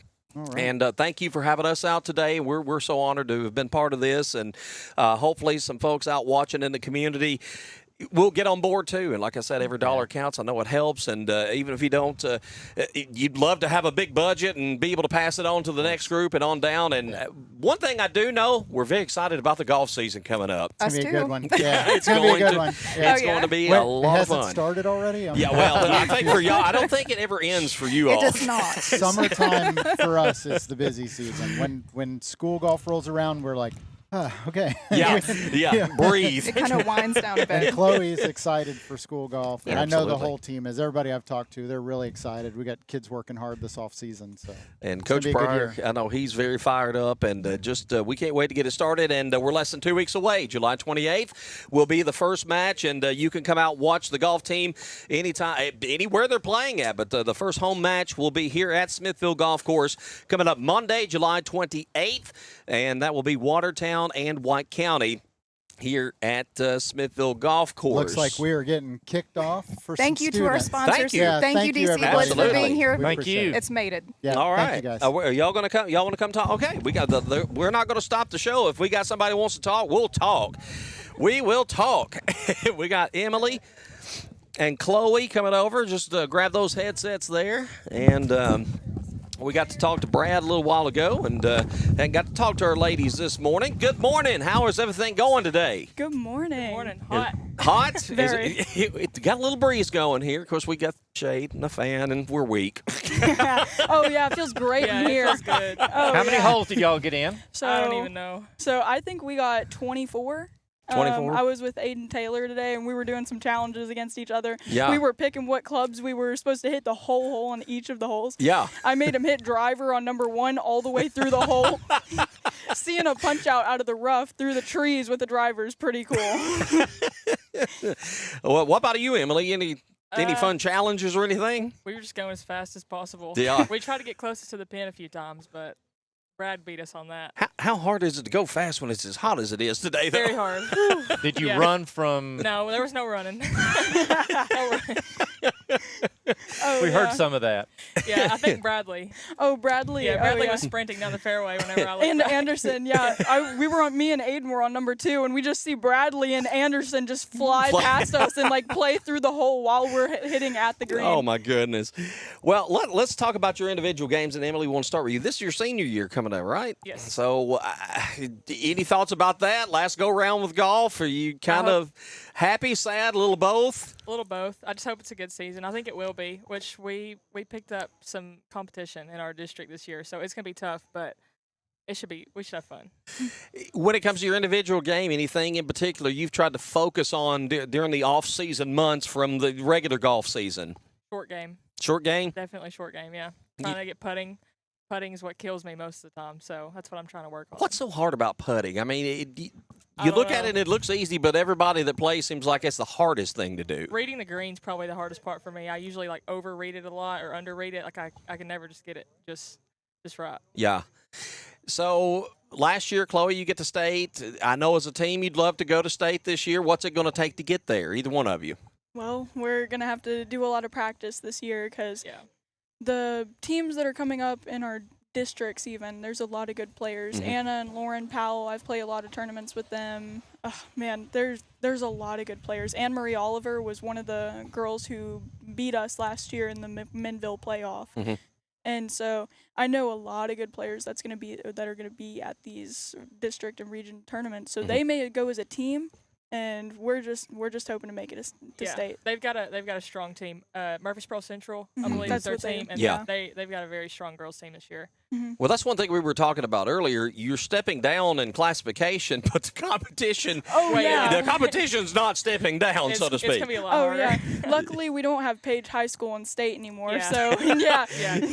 That'll that's be, that's kind of a big deal, I know, but I know that Central Magnet team's going to be a tough one this year. Yeah. But when you go out and you're playing a competition like that, does you get a little extra fire in your belly when you're playing against a team like a Central Magnet? I definitely do. I definitely feel it in the tournaments that I play. Like, I have the Tennessee Women's Open coming up, and there are women, like grown women, Yeah. like 24 and older. Last year, I played with 2 graduated seniors from college. Yeah. And that was really, really cool. Yeah. And so I definitely love the pressure. Emily, do you love the pressure? I do to an extent. to an extent. That first tee shot, once that gets out of the way, I'm good. But Oh, yeah. that first tee shot nerves they get me sometimes. Oh yeah, I love as many people as I can have watching because Yeah. I had like 5 or 6 people come and watch me at a smaller tournament, and I played really well. Mhm. And so I'm trying to get as many people as I can to come out to our matches to come and watch us. I've been hyping up our high school matches and hoping a lot of people come to them. It's going to be an exciting year. I mean, you girls have already raised the bar exceptionally high with your performance last year, and big expectations this year. And the boys' team is deep and talented, and looking at the whole grand scheme of things, both teams should have a chance to go really far this year. It feels like. Oh yeah. So, Coach, is there a match that you're looking forward to? Match or a tournament? State. Looking forward to that one already. Oh, yeah. See, that was tough when our guys were so good. Mm-hmm. It was hard to get them up for the regular matches, especially the 9 holes. It was so difficult because they knew they had them ready for district tournament, region, and then state. And that was the deal. So I understand that. Same thing, state tournament? I like the early bird. Like, Mm-hmm. as far Which as one? The early bird, we played that at Golden Eagle. I think Okay. that's one of our first matches. Yep. I was thinking you might have been second talking week in about the August I-24 11th, Invitational. Yeah. That one's fun too, but I really like playing at Golden Eagle, and I think you do too. That's a fun course. Oh, it's yeah, I love Golden flat, Eagle. It's pretty easy. Mm-hmm. And Cedar it's Crest really is fun. down a bunch. Of course, last year y'all played at Old Fort. Mhm. No. Yep. Because that was Sevierville was the state. So where did Yeah. y'all play at Old Fort? Wasn't it one of our regular season matches? Yeah. Yeah. We have another new tournament coming up. It's the I-24 Invitational. we were talking about that a little We bit. have not played that before. Yeah. And so this year is going to be our first. And I'm really excited to see the type of competition we have because we have a wider range of schools coming to play there. So I'm really excited to see what schools are going to come up against us, and I'm hoping that we win it as a team. Coach Pryor was talking about that, and some of the teams, like even some of the ones you're going to see, like Macon and Central in your district, but like Baylor and probably some private schools. So I guess it's kind of a barometer early, a challenge where you get to see some really top-notch golf from across the state, and you sort of a measuring stick, maybe? Oh, yeah. We'll see people there that we don't even see at state. Like, that'll be Yeah, the only no. time that we'll see them. And the Keith Maxwell, too, that we play. That's Labor Day, the day after Labor Day, we play that. Yep. And there's teams there that we won't see the rest of the season. And So we're that's hoping to get the win on that one because last year we lost it in a one-hole playoff. Oh, in the no. first hole. Last Yeah. year, And so- none of us were playing good. Yeah, Me, no. Allison, and Chloe. That was just an off day for all of us. So. Oh, yeah. Yeah. I don't remember what I shot. I thought it was a 75, I think. Yeah. It may have been a 75, and it was good enough to win for individual, but as a team, we got into playoff with Eagleville's girls, Yeah, and and it was not. we did not. Oh, no. What's funny is I almost drove the green because I was just trying to bomb it down there, and then I almost chipped in for eagle, and then I missed my birdie putt by literally not that much, and then I made the par. But Allison had some troubles on that hole. She hit it just a little bit right, and they ended up bogeying it, and we lost. But And it was one hole, unless One we hole. moved on. Oh, if we yeah. tied, and then we moved on. Yeah. But yeah. for our first playoff ever as a team, I feel like we did really good because those are, like my first playoff, it was so much pressure. Playoffs are so much pressure, and so for our first one as a team, I feel like we played our hardest and we gave it everything we got, and we did pretty well for our first one. Awesome. And in a playoff, you have everybody there. Everybody that Oh, was yeah. at Right. the Yeah. golf Oh, course It's is right watching there. you. Yeah. Talk about the amount of pressure when a lot of people come. That was like all the tournament, like all the kids from the tournament came to watch. Now, you like the pressure, Oh yeah. Yeah. but It's it depends. I don't hate it, but it's not my favorite thing. all right, Coach, I jumped all over your question. No, that's fine. What is a course that you were looking forward to playing? Your favorite course that's on your schedule? Honky tonk. Honky tonk. And you just get that one time? We do. Unless we get to practice. Yeah. Last year they let us practice. I think it was before district or before region. I can't remember. They let us go practice out there one day. Yeah, and I love honky tonk. Love its course layout. What's special about it?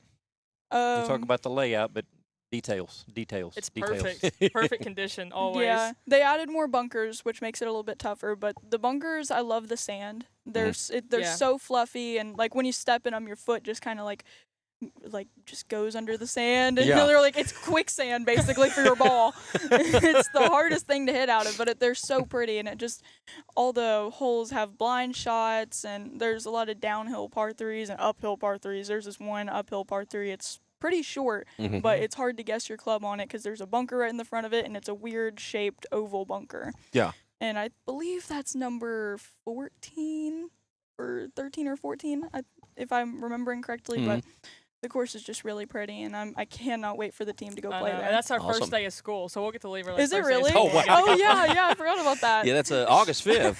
Yeah. So, but just the one match there at Honky Tonk. Yeah. Okay. All right. Well. Somehow we end up having a match on the first day of school every single year. Last year we had one on golf. the first day. Like nobody ever knows why we're not there. We just show up on the second day like, hi y'all. Yeah, we had the early bird last year, so we weren't there At the whole all? day. Oh, yeah. No, we weren't there at all. Oh yeah. Nothing wrong with that. Yeah, I know. Yeah. Nothing wrong with that at all. Like, hey, what's up, y'all? Yeah. I know we look new. Yeah.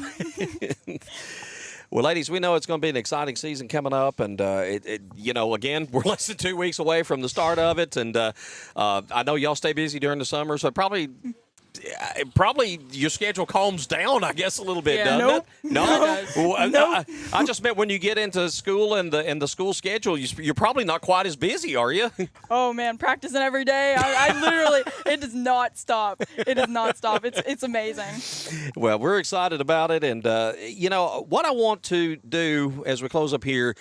We've talked a lot about this is not a big revenue sport, and, you don't see crowds like football. But like you said, to have people come out and support you and what you're doing means a lot to you. Kind of appeal to the folks and tell them, yeah, you don't come and cheer like you would at a football game, but how much does it mean for you to have people come out and watch you play? So all throughout middle school, I realized that golf doesn't get as much recognition as other sports. Sure. Like in middle school, 8th grade, I went on to regionals, placed 4th, and they never said it on the intercom. Never. Wow. I never got any recognition for it. And so having people come to our matches and come watch us makes us feel a whole lot more appreciated for a sport that a lot of people call stupid. And I've had that hate on golf by so many people throughout high school and middle school even. Middle school was the worst of it, but high school it's gotten a little bit easier. We've gotten a lot more recognition because we've done a lot more. And as a team, I feel like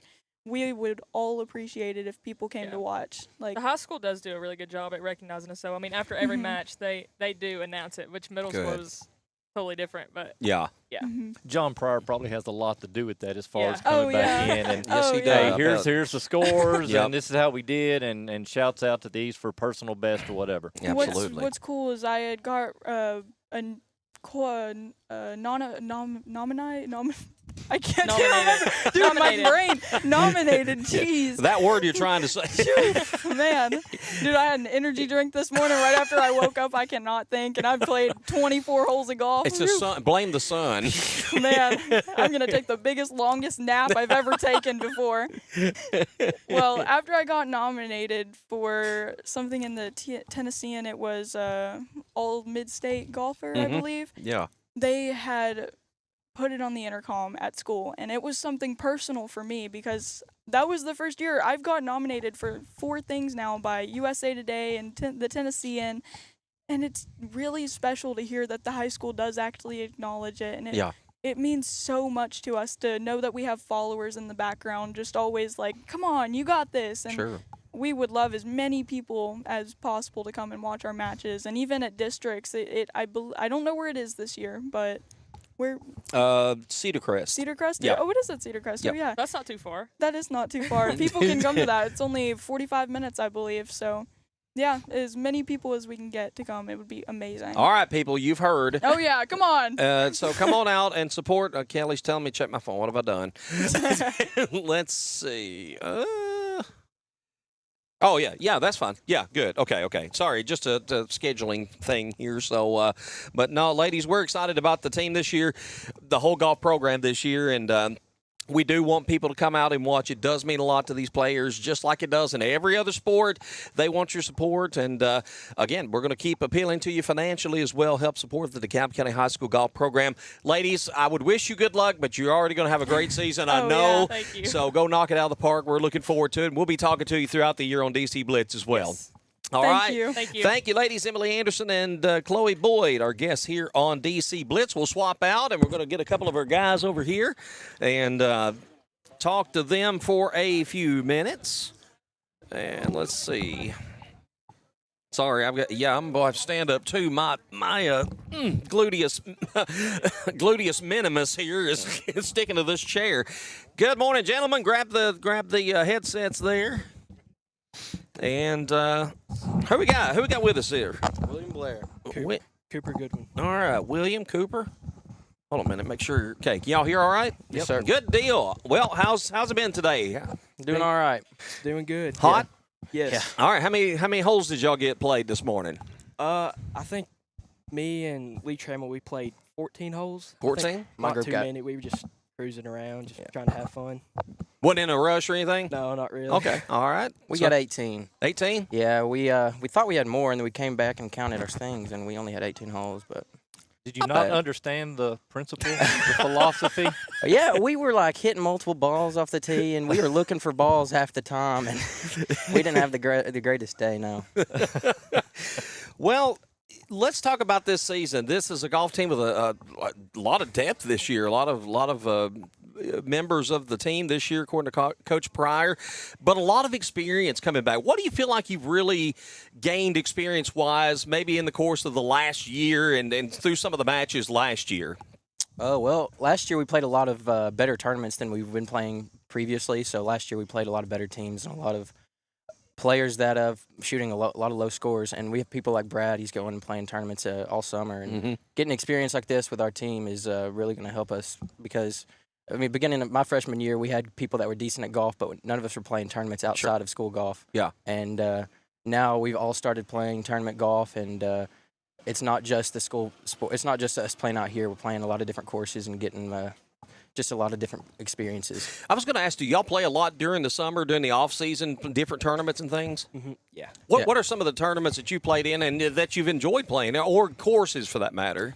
I've skipped around from course to course.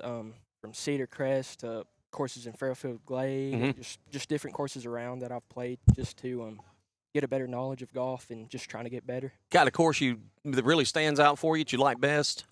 I like Cedar Crest. It's a good layout. Yeah. That's where we're going to play the majority of our matches. Right. So yeah. It's good to get a good idea of like how the course is or the layout and stuff just to play it better. Toughest golf course, both of you? Honky Tonk. Honky Tonk? Yeah, Honky Tonk's difficult. We played my sophomore year. I think we played one of the Bear Trace courses. Yeah. And the greens are just rolling so fast, and it was not greens I was used to, especially playing here. Sure.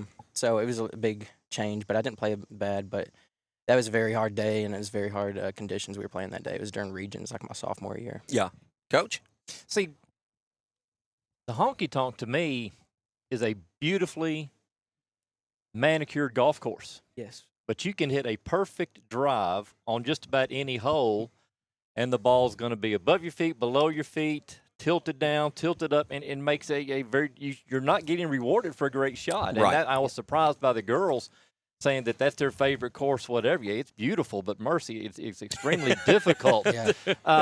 So y'all both are familiar with Cedar Crest, and that's where your district is, and you have Lake Tansy. Y'all both played there and familiar with that as well because that's where they think the region is going to be? Yeah, Lake Tansy. Lake Tansy's a course I've played maybe once or twice, and it's really nice, but it's also really difficult. There's a lot of tight holes, and those greens slope a lot.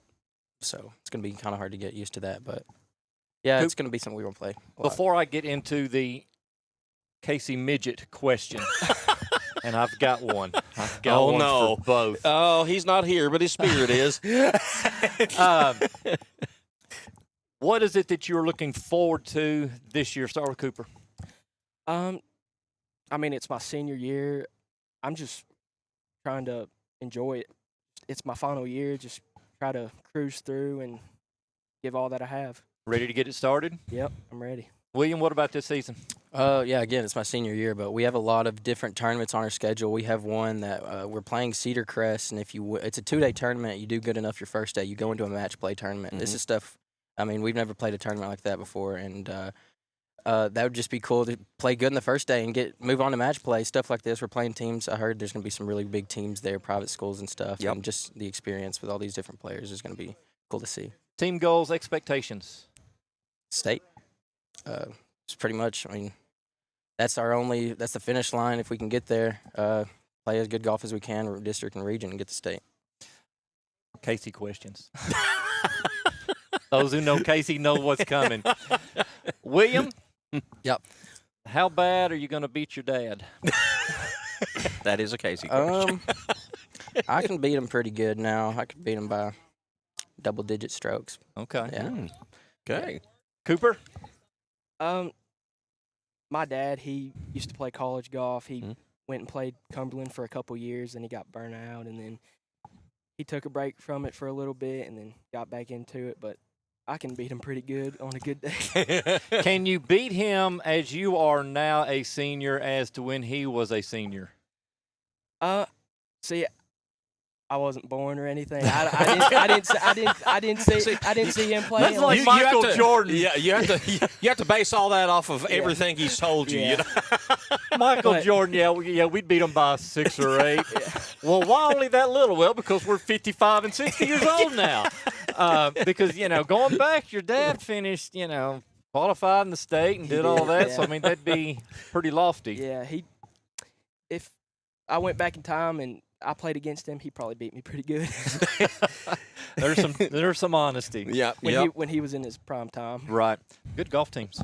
Oh, yeah. And, I mean, you guys are kind of carrying the banner of a lot of great golfers here in DeKalb County, putting your names in that book, too. And I know getting to state this year, and I think you're going to make it there. I think that's going to help really put your names out there as well. But this new district, what do you know about it this year, some of the teams that you're going to be playing against? I mean, there are a couple difficult teams, but I think it takes a little bit of weight off our back. Yeah. Like last year, we had a kind of tough district or whatever, but I feel like it's going to be a little bit easier for us this year. I mean, you had Cookville last year, and they were just so powerful. Oh yeah. Do you feel like, William, that there's really not a Cookville type team this year, right, with the district you're coming into? Yeah. I mean, some of these, pretty much the best team we're gonna have to beat is, I don't know. I really don't know the best team in our new district. I mean, but we have like Central Magnet. Yeah. Macon County. Cannon. Macon's the one that John kept talking about. Yeah. We still have like Upperman's in our region and stuff like that, but during our district to play, I don't think it's going to be just as difficult. Yeah, last year with Cookville, it was like you had some crazy scores there. They had a guy win it last year, the state tournament, and it was definitely different, and especially when we're playing a lot of Golden Eagle golf courses, and that's their home course, so they're just going out there shooting low scores like it's just their practice round, and they're blowing us out of the water. But it's going to be good to have some easier teams, especially when we don't have just as many golfers as Cookville would. William, I'll start this question with you. Being seniors on the golf team, what is some of the advice you're giving to some of the younger golfers, the young guys that are either just starting out or just really starting to get the game, going for them? What's some good advice that you're trying to share with them? Well, I mean, if you really want to get good at the game, I'd say come out here and play a lot. And once you get to the point where you think you're getting pretty good, start playing in a lot of local tournaments and stuff. Because the more competition you get, the more you learn how to play against other players. You're going to get better. You're going to learn how to fight the pressure of, shooting a low score and going to the last hole or something. And you're going to have to it's good to get all that knowledge of the game and experience before just coming out here during the matches. All right, Cooper. Get all you can get. I mean, at the beginning of a round, don't tell yourself, like, I'm going to shoot a 43 today. Don't limit yourself. You just go as low as you can go. That's how I think of it. You don't want to limit yourself or anything. So. Sometimes it seems the hardest part about golf is playing that mental game within your own head. You find that to be the most difficult aspect? Usually, yeah. Staying out of your head, so to speak, I guess. Guys, we're looking forward to a fun season, a great season with a lot of expectations. I know this year we're not trying to set the bar too high and make you nervous, but we're going to set the bar high and make you nervous. But we want y'all to come out and see us throughout the year, the golf season, and expect to see you on Sevierville, and just know you've got what it takes to get there. Thank y'all for joining us today. Yep. You're welcome. All right, we got William Blair and Cooper Goodwin, and is that it? Are we out of guests? I believe that's it. Is that it? Think so? All right, so that's going to do it for our coverage here at Smithville Golf Course today. Thanks to all of our sponsors who have already chipped in to help raise money here at this second annual DCHS Golf-a-thon. Again, we will post that Venmo on our Facebook page a little later if you've not found it online already. If you'd like to donate, or again, you can send us a message. We will get it to the Booster Club let them know how to get in touch with you to get your donation. Again, every little bit counts, but we appreciate everybody that supports golf here in DeKalb County. These kids work really, really hard, believe me, and they've got some high expectations this year. We're very excited about it. And don't forget to come out and watch their matches. We already have the schedule posted on our DC Blitz Facebook page. If you don't follow our Facebook page, jump on there. Yes, because we try our best to cover all things DeKalb County sports, and we already have that golf schedule posted, so you can keep track of these young men and young ladies throughout the course of the season. 276? 276 holes. Holes total. Wow, that's a lot. That is a lot. That's great. 276 holes. All right. Well, that's going to do it. Want to thank Daniel Leslie, our producer, who, again, got us on the air from a long way from here, and Kelly Pyburn, who's been manning the camera and putting up shade and giving us fans and all that good stuff. Our Blitz crew, second to none. We appreciate them. Coach, thank you so much for being here. Thank you. Enjoyed it thoroughly. For Coach Chris fans, I'm Tom Duggan for DC Blitz, saying so long from the Smithville Golf Course.